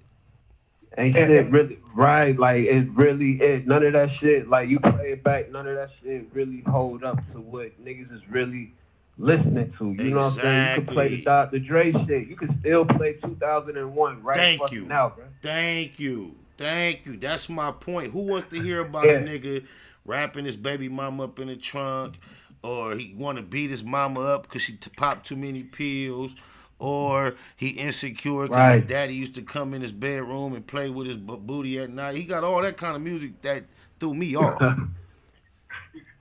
Let me ask you something, Spider. Let me ask you something, Spider. Being in the industry and probably being that you probably met, I was always of the belief that Dr. Dre can make a superstar out of anybody. Do you kind of feel the same sentiments to that, or kind of close to that? I try not to speak in extremes, and say something like anybody. However, I think Dr. Dre can give just about anybody their best shot. at becoming a superstar. Yeah, and especially if he really puts his production, his money, his connections, and everything behind. You know what I mean? See, let me tell you this something. thing like Yeah, and every time the best thing for Dr. Dre is not to be in the front of it at this point. Dr. Dre is such a influential and well tapped in person that the fact that things have changed and he's not necessarily the style of now, he could still be attached to projects you never knew until 30 years down the line. Just think about how far along Drake was before everybody knew Jay Prince had anything to do with it. Now, Dr. Dre at that point, yeah, he can create superstars because he knows and has an influence with everybody else that has an influence. But whether his sound and his push is the push for today might not necessarily be the case for every artist. And even with that, I mean, he can have, you know, what he can do what he's known to do. He can have another artist that does that. Say, for instance, I'm just going to throw it out there, like a DJ Mustard. He can have a DJ Mustard produce some stuff. He can come behind DJ Mustard and put his little whatever he put on it, which, you know, some say that, you know, it's not much. Some say that it's a lot. But once he done put whatever he put on it in the studio as far as production goes, and then he pushed the other part behind it as far as the money and the marketing and all that, man, even in this day and age, he can still probably do the same exact thing. It might not be his 100% total production, but it could be something where I like this beat, I like what you did, but this is what I would do, or this is what I hear that you don't hear. Your point in the studio, which they say that's how Dre is. Your point is well made. It's very well made. It's very well made. But I still just avoid. Let me say, I got one thing I got a little input. I ain't trying to advocate for the devil, but I just want to put this out there though. Do you think that a lot of that nigga content really do, as far as Eminem, do you think a lot of his content is still being regurgitated through these rappers in a different perspective though? We got all the same sentiments, the drug popping, the fuck your dad, homie, I'll tie your mom up, do this, all type of shit. You know what I'm saying? No. He was talking about his own mama. Niggas don't diss their mama. They dear. Right. They go dear mama. He was talking about tying up his baby mama. Right. Niggas still that. What I will say on an MC perspective, there was a time when there were a lot of MC type rappers, not these new rappers, but it was MC rappers that adopted that pattern. But some say Eminem adopted Raz Cash pattern. Shout out to Raz. Raz is an originator of that pattern, that style as well. But Eminem did set the bar with that fast pace for a lot of niggas that called themselves MCs at one point. But if you look at hip hop throughout the years, bro, everybody that's considered as the greats, none of them is really no fast paced rappers. We got our motherfucking jewels like Twister, but niggas ain't Tupac. Look how you drag his words. Dr. Dre had hits. He wasn't no motherfucking fast rapper. Snoop got hits. Would you say Kendrick is one of them fast type rappers? Kendrick is an anomaly, but Kendrick is more of a produced, fast style. Like if you ever Kendrick is something different. It's hard to even Kendrick. Where would you put Bone Thugs and Harmony at in there? They were fast and harmonic. Yep, I would put them in there. They fast. They up there. Yeah. They up there. But they wasn't even just the Migos though. The Migos, I don't listen to them enough to have an opinion. I thought they was accused of being mumble rappers. Right, they was like that beginning era of being mumble rappers, but I ain't gonna lie, that new Quavo song is hard, bro. I listen to that shit. That shit's hard. Busta. The one that was a dedication to Takeoff? Yeah, that dedication he did for Takeoff, the newest one though, not the first one, the newest one. Busta Rhymes used to go. Busta Rhymes used to go. Yeah, that shit go up hard with the speed on the bars. Oh yeah, Busta. Yeah, that's the first nigga I really think about too, like Busta Rhymes. Right, and then what about Derek X though? I don't know that name. Busta Rhymes, that's the first nigga. The Dot X on. Oh, Sadat X, he dropped this joint. I know the name. Well, yo, let me introduce myself. I'm just sitting here pumping in and shit. This is PS Sauber in Houston. What's up? How y'all feeling? Salute. Much love. Welcome to the chat, homie. What it do? Love, word up. Yo, this whole thing about Eminem, man, let me tell you what the problem is. Okay, we never had no problems with Caucasian rappers. We had a problem with the Ice Ice dude, but we didn't have no problems. The problem with him is the story. Eminem comes from Detroit. Nobody talks about Invincible and Anomalies and so on and so forth, but Invincible is as cold as he is. Then he went through the Outsiders. That's Pace One. That's Young Z. And I got mad respect for Raz. Matter of fact, I was talking about that battle I set up last night.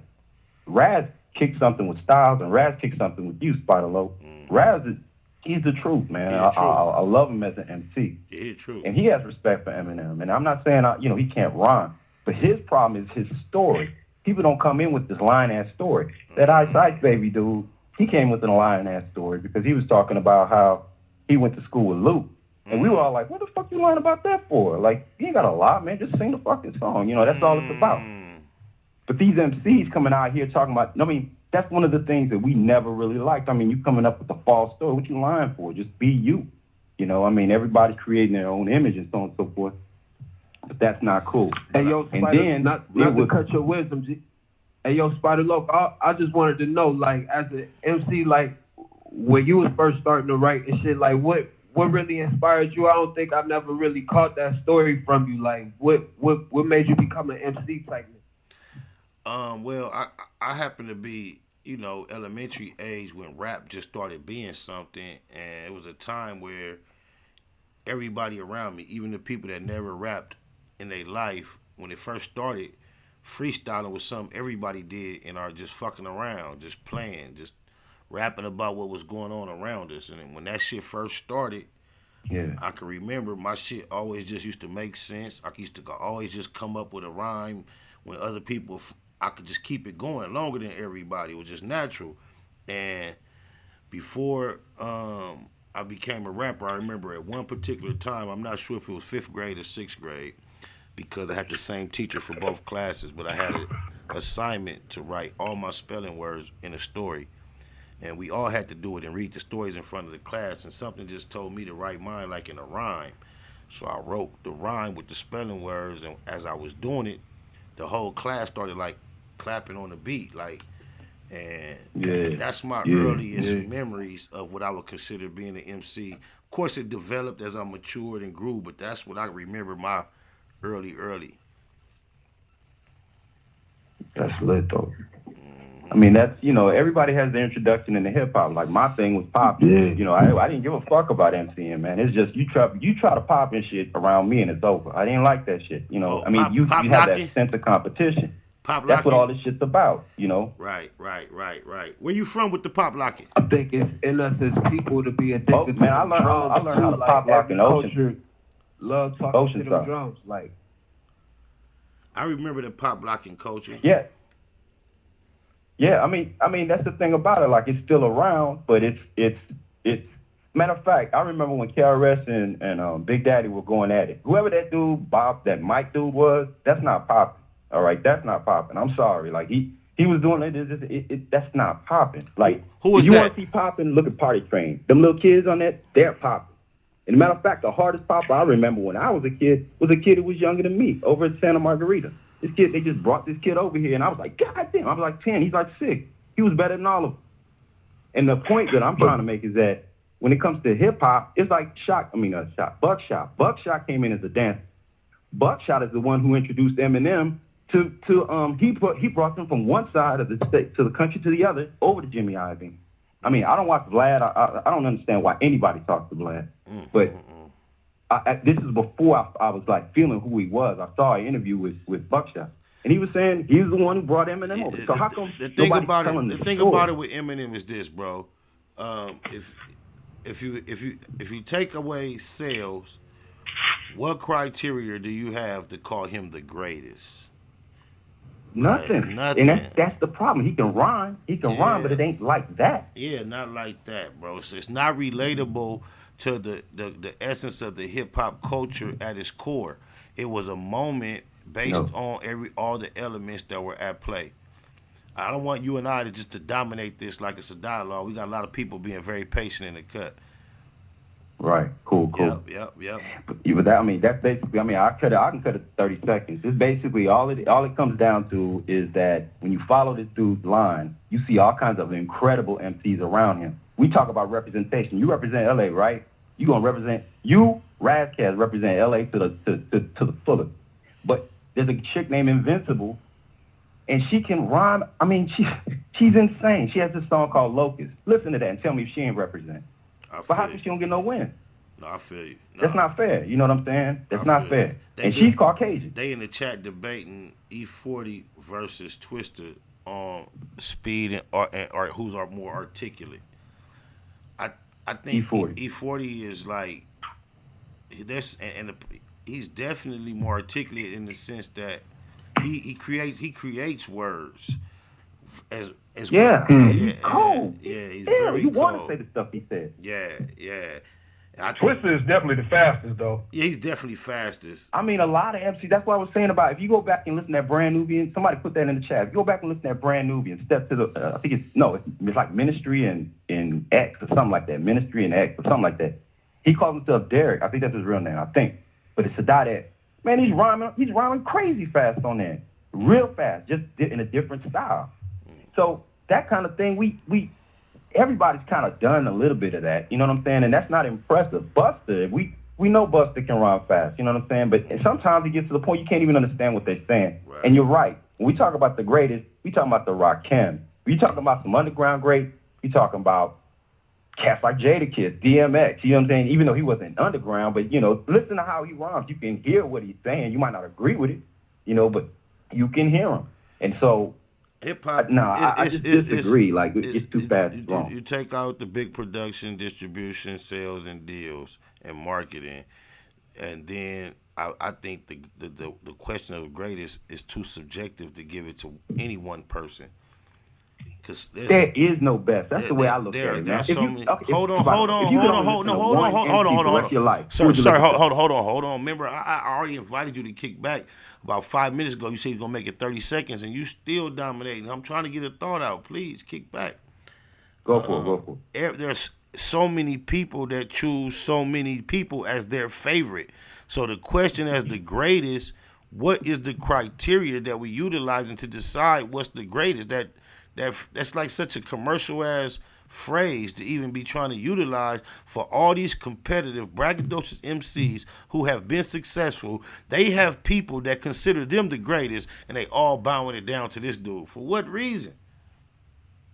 It's ridiculous. Can I say something too? Of course. Now, when we talk about that, and we not even talking about hip hop, we can talk about hip hop. We can talk about R&B.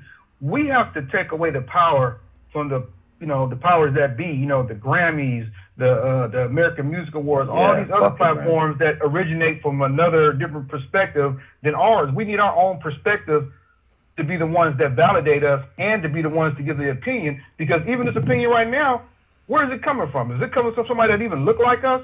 But we're debating about something that somebody else that don't even look like us have to say. We shouldn't even be debating on that because it don't matter. Their opinion don't matter. Our opinions matter. People on here. And guess what? You see what I'm saying? In a real core essence of hip hop, even on the mainstream commercial level, Jay-Z told you what it was. They argue all day about who's the best MC, Biggie, Jay-Z, or not. Eminem name only come in there because he white and was up under Dre and them, bro. He wouldn't even come up. Because for one, you got to know this. Through that era, hip hop was about money, cars, and hoes, for one, and the struggle. And he didn't represent our struggle or money, cars, and hoes. So for those points right there, he wasn't saying something so amazing to replace that content to get the trophy. He was catering to a whole nother audience. That's why he was able to maintain such relevance without our interest, bro. I'm telling you, he had 50 head fucked up. He had 50 head fucked up to where 50 was telling me, in order to be a superstar, you're supposed to make records for white girls between the ages of 14 and 35. That's why you started getting candy.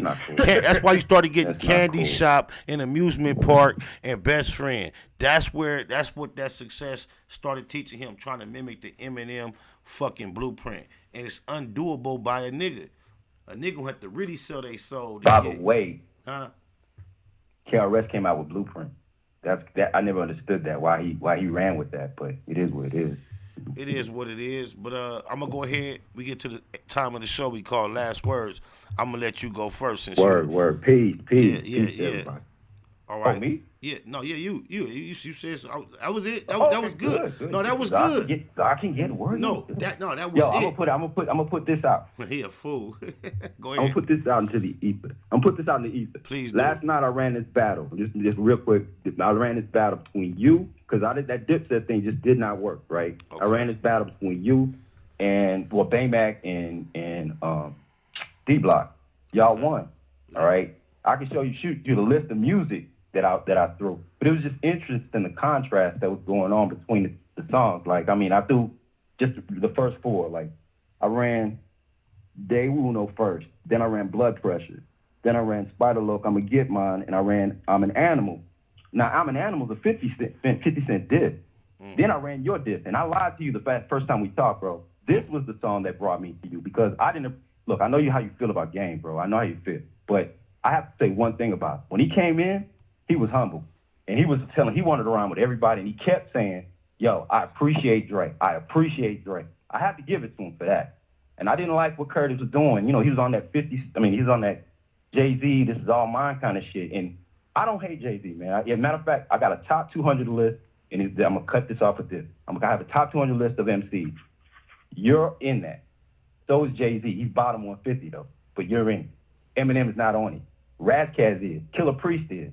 And this is the last thing I'm gonna say. If you can jump on the Killer Priest podcast tonight, it'd be great to see you, man. I'm always shout you out there, man. But I'm always over there, and we listen to music and all that. But I appreciate you. I appreciate this other caller, man. I love that we can talk about hip hop and talk about the realness. It's not about hating Eminem. It's about the truth. Yeah, Melly Mel is one of the great. Eminem He's one of the reasons why we did this. So. Eminem definitely has a spot based on the fact how long we've known him, and he had but the greatest of all, get the fuck out. Hey, I appreciate you, big homie. Make sure you tap in again.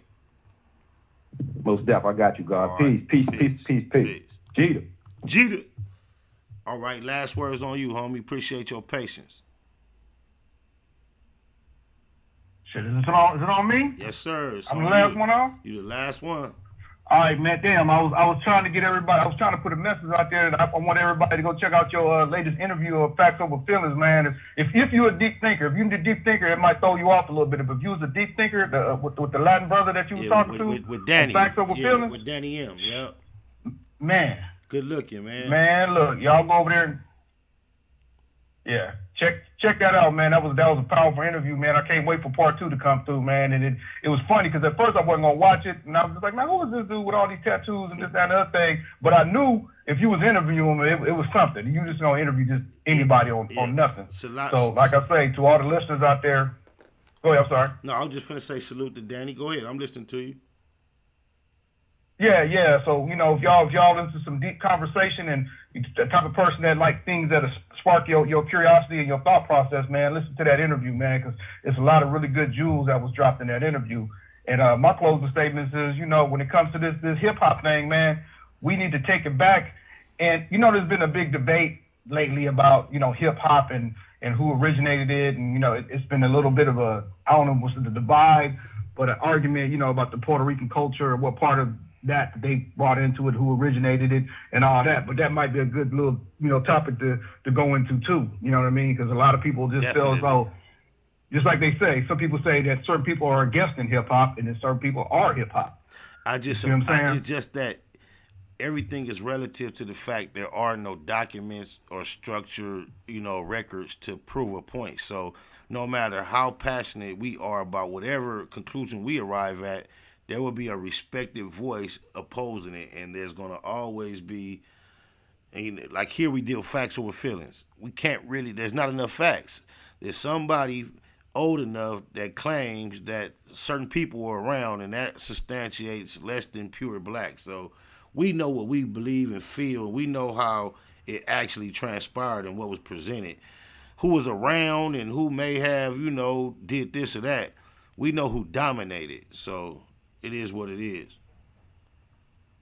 Yeah, and we know who felt the most resistance when it first came, you know, onto the scene. as far as being music. You know what I mean? And who It was us. substantiated It wasn't them. and who substantiated its existence before it was a multi-billion-dollar cash cow.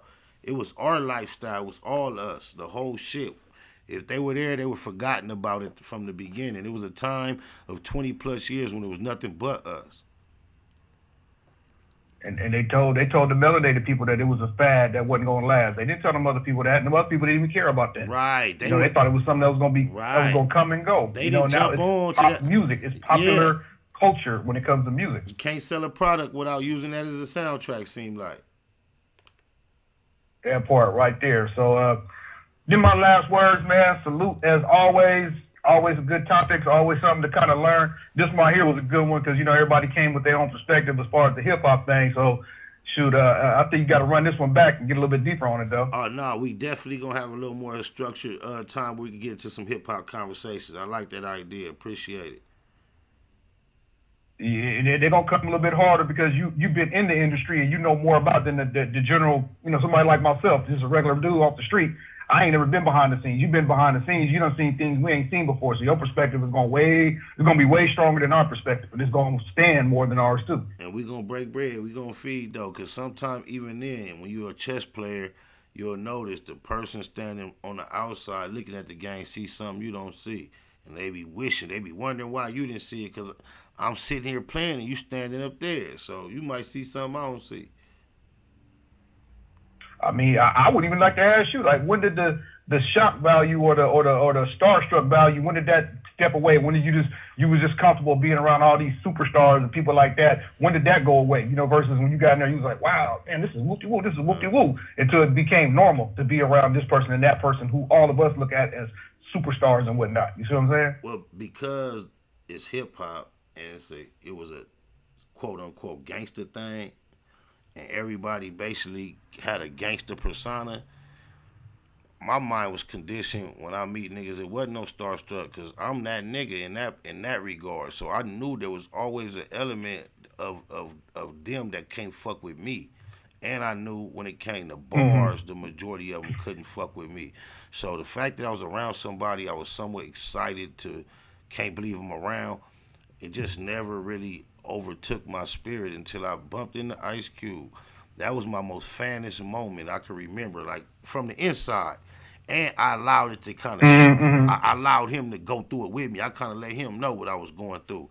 And I've appreciated being around other, celebrities to a degree, but it's never a physical expression more so than a, firm respect. I don't know. This is the thing with me, way back before I ever met anybody famous, from the youngest as I can remember, even just having girlfriends, watching TV shows, and your girl be like, oh, he look good, or I like him, and it could be the biggest star in the world. I don't care how insecure, controlling, whatever you want to call it. I used to nip that shit in the bud way long ago, telling girls shit like this. I'm type of nigga had you in the room with the motherfucker like that one day. Then I'm gonna have to. When it was the most far-fetched thought in the world, that's the line I push. So I ain't never really put nobody up on a pedestal like that, no matter how much I actually appreciated being in their presence. And I guess for me, I just be looking at, I know you had a real strong East Coast connection. So, and not even knowing, I'm thinking like, okay, he might have met a LL Cool J, he might have met a Run DMC, he might have met all these people, you know what I mean? Them ain't really gangster type dudes, but they just hip hop ones that was there from day one. But by the time, by the time I got to meeting them, I had already met the Snoop Dogs, the Tradies, the Daz, the Suge Knights. So that was my introduction to meeting celebrities. So I got used to that through that type of culture. So by the time I saw I never really met Jay-Z or LL, but I've been in their presence to the point where I'm looking at them up close like, damn, it is something to look like, damn, them niggas, damn, that's that nigga right there. And they like, they presence, they presence is there. It's like, there is some awe involved. Just say it as, like, oh shit, but I never really met them. I even shook Eminem's hand twice in very fast moments. And that moment felt like something, but didn't nobody else know what it felt like. Yeah. But Ice But Cube, you just kind of said to yourself, okay, this is. yeah, you know, and it's like more of an inner realization than anything. But when I met Ice Cube, I kind of let him in on how much I appreciated meeting him because he had been my lifetime favorite.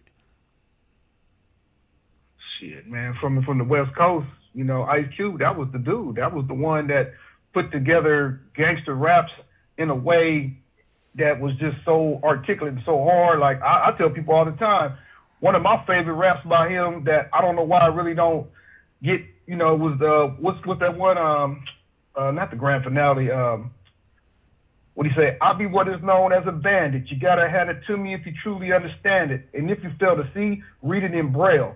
Nigga, do you know when he said that? I rewinded that shit about 5 times. I said, did this nigga really say, if you fail to see, read it in Braille, it'll still be funky? Who said that? Come on, man. Who said Come that? on. Who said that? Ice Cube. Ice Cube. Oh, man, don't get me started, Ice Cube. You remember Ice Cube? Yeah. Say it again. That right there, it was on the NWA. Say it again. On the NWA, he said, I'll be what is known as a bandit. You gotta hand it to me when you truly understand it. If you fail to see, read it in Braille. It'll still be funky. Oh yeah, okay, oh yeah. You remember? Yeah, that line on parental discretion is advised. Yeah, That's what it was. Yeah, parental discretion. It was parental discretion on the straight out of Compton. Yeah. Like that bar right there. Come on, man. He had more to say. I'm just that part right there was the part that just had me to where he was just creative to say, if you fail to see, read it in Braille. Right. And it'll still be funky? Right. Come on. Right. Come on, man. No, So when you say that, I'm like, yeah, I'm right there with you. Because to me, at that time, you know, America's Most Wanted and all that, you couldn't tell me nothing about Cube. Cube was the hardest thing walking this earth when it came to lyrics. I used to know all You know that what I shit. mean? Man, Yeah. I used to know all that shit word for word 2 weeks after it dropped, like on accident, not even trying. Yeah. Look, I was so much of an Ice Cube fan. If he was featured on anything, I was buying it. Me too. Anything. And anything he was on was harder. Yeah. I didn't really never like the other nigga that was on there. It was always him I was looking for. You right. Yeah. Because you know what? Because you knew that he was gonna kill them on their own shit. Yeah. Featuring Ice Cube on your shit, that nigga gonna kill you. He gonna kill your whole shit. Yeah. He gonna blow you out the water with his lyrics. At that time too, when he was that hungry. Yeah. Man, come on, man. Oh God. Come on. Oh, we can Yeah, go. let- Yeah, we let can go me stop all. here. Yeah, You we gonna can go give me all my day. Ice Cube thing, man. This is the last word. Appreciate you, Jeter. All the time. All All right. the time, Jeter. 818, you got in late, but go on your last words. What's happening? Hey, man. What's going on, Spider Low? The one and only Spider Low. I appreciate you being up in here, man. I tagged you in, but we on our way up out of here, man. We on our way up out of here. You got to make it fast. brother, Last words. Okay, my last words is, man, Cube was one of the pioneers of the West Coast. Hey, I'm going to slide this one in. Hey, you ain't too shabby either, Spider Low, with your contribution as well. And I got a request for What You Don't Know. All right, I appreciate by that. Spider Low. Golf Tape 3. Gummy Bear, I appreciate that, man. Much love. Say bye to the people. No doubt. Bye to people. Say keep it a Google. Kiki boo boo. Say see you next time. See you next time. Facts over feelings. For Santa Friends. Baymac. And Matt.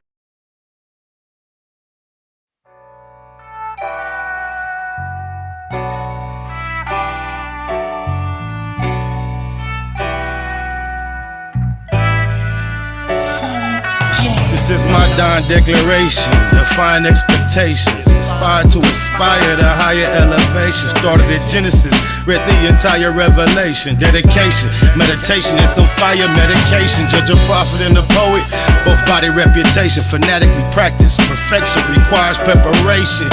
I go hard, like this could be the last chance. Romance the spotlight, treat it like the last dance. May I remind inclined to go overboard over mine. But tonight I'm on this open mic with an open mind. Always try, let it fly, ain't care where it fell. Never say goodbye, but we'll tell her farewell. You ain't heard, I ain't word, I ain't scared. Been through some ups and downs, now I got the last word. Finna clown, now I got the last word. How that sound? Now I got the last word. I ain't word, I ain't scared, you ain't heard. Been through some ups and downs. Now I got the last word. Finna clown. Now I got the last word. How that sound? Now I got the last word. And just so y'all know for sure that I'm serious, y'all can put this right before the period. She slipped the digits, I hit her with a digi-card. She came to visit, hit it hard by the mini bar. I made her roar like the engine in my Hemi car. Way before she came to listen to my seminar. Every time I'm done, she always want more. Keep a contour in her back for the encore. I paint a picture like we was playing Pictionary with perfect diction. I take you through the dictionary, y'all can have an introduction and an intermission. They finna listen for it's finished, just a benediction. You ain't heard, I ain't word, I ain't scared. Been through some ups and downs. Now I got the last word. Finna clown.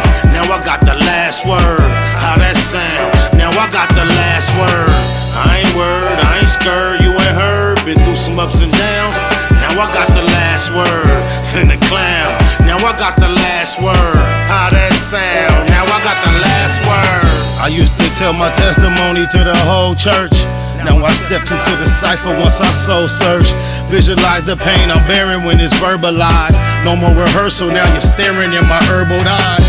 Turned them on, they all turned around, returned to lies. Despise this truth that I eternally internalized. I hate her, laugh now, cry later. Why hate a player when I'm just getting my paper? Your dialogue, that's a lot of lies to digest. Until I die, I guess I'ma have to digress. Chase the pay like she the one that got away. Remy shot a day, that's all I really gotta say. You ain't heard, I ain't word, I ain't scared. Been through some ups and downs. Now I got the last word. Finna clown. Now I got the last word. How that sound? Now I got the last word. I ain't word, I ain't scared. You ain't heard. Been through some ups and downs. Now I got the last word. Finna clown. Now I got the last word. How that sound? Now I got the last word.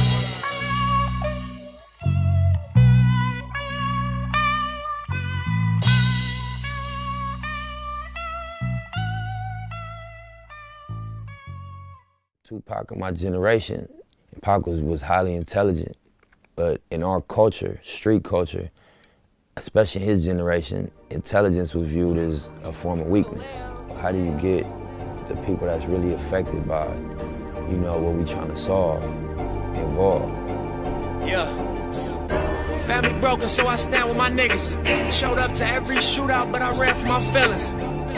Time for those, I got a plan to get millions. Whoever don't agree, I see you back at the buildings. That's why I never let y'all act like a victim. That's why I never let y'all kill my ambition. You weren't built for the mission. Park my cutlass in the back of the village. Remember Tony started washing them dishes. It was all a decision. Fast died, he took a part of me with him. Part broken like my artery missing. Just fuck all of you niggas.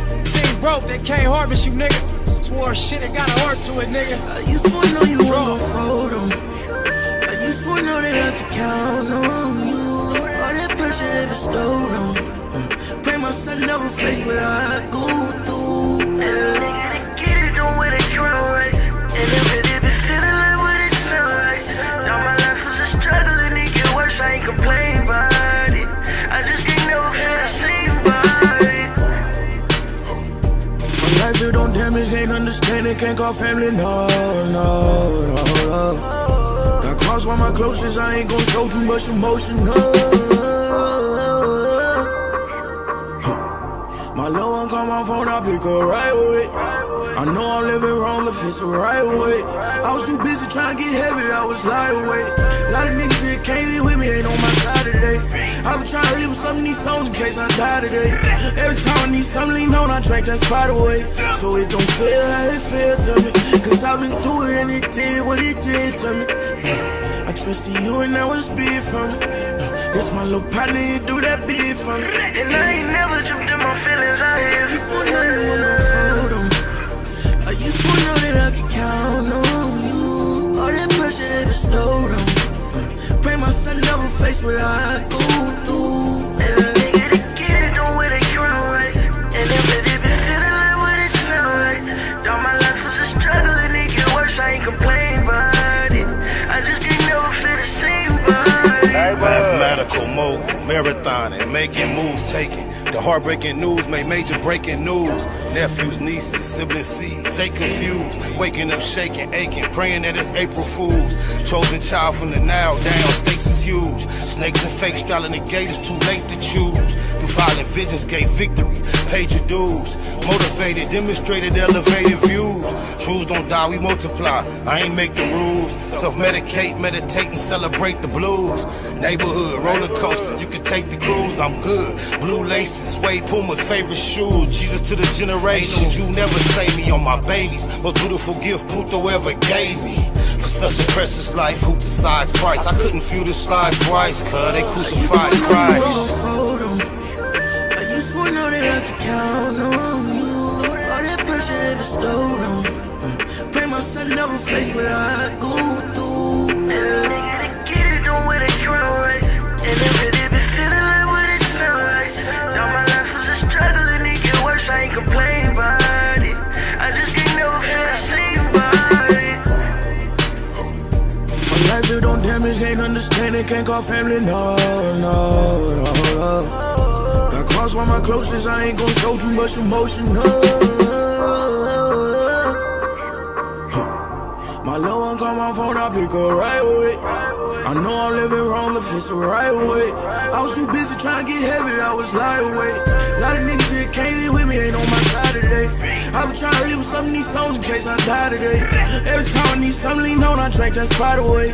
So it don't feel how it feels to me, cause I've been through it and it did what it did to me. I trusted you and that was big for me. This my little partner, you do that big for me. And I ain't never jumped in my feelings, I used to know that I wasn't gonna fold. I used to know that I could count on you. All that pressure that bestowed on. Pray my son never face what I go through. Yeah. Get it, don't wear the crown right. And if it be feeling like what it sound like. Now my life is a struggle and it get worse, I ain't complaining about it. I just can't never feel the same about it.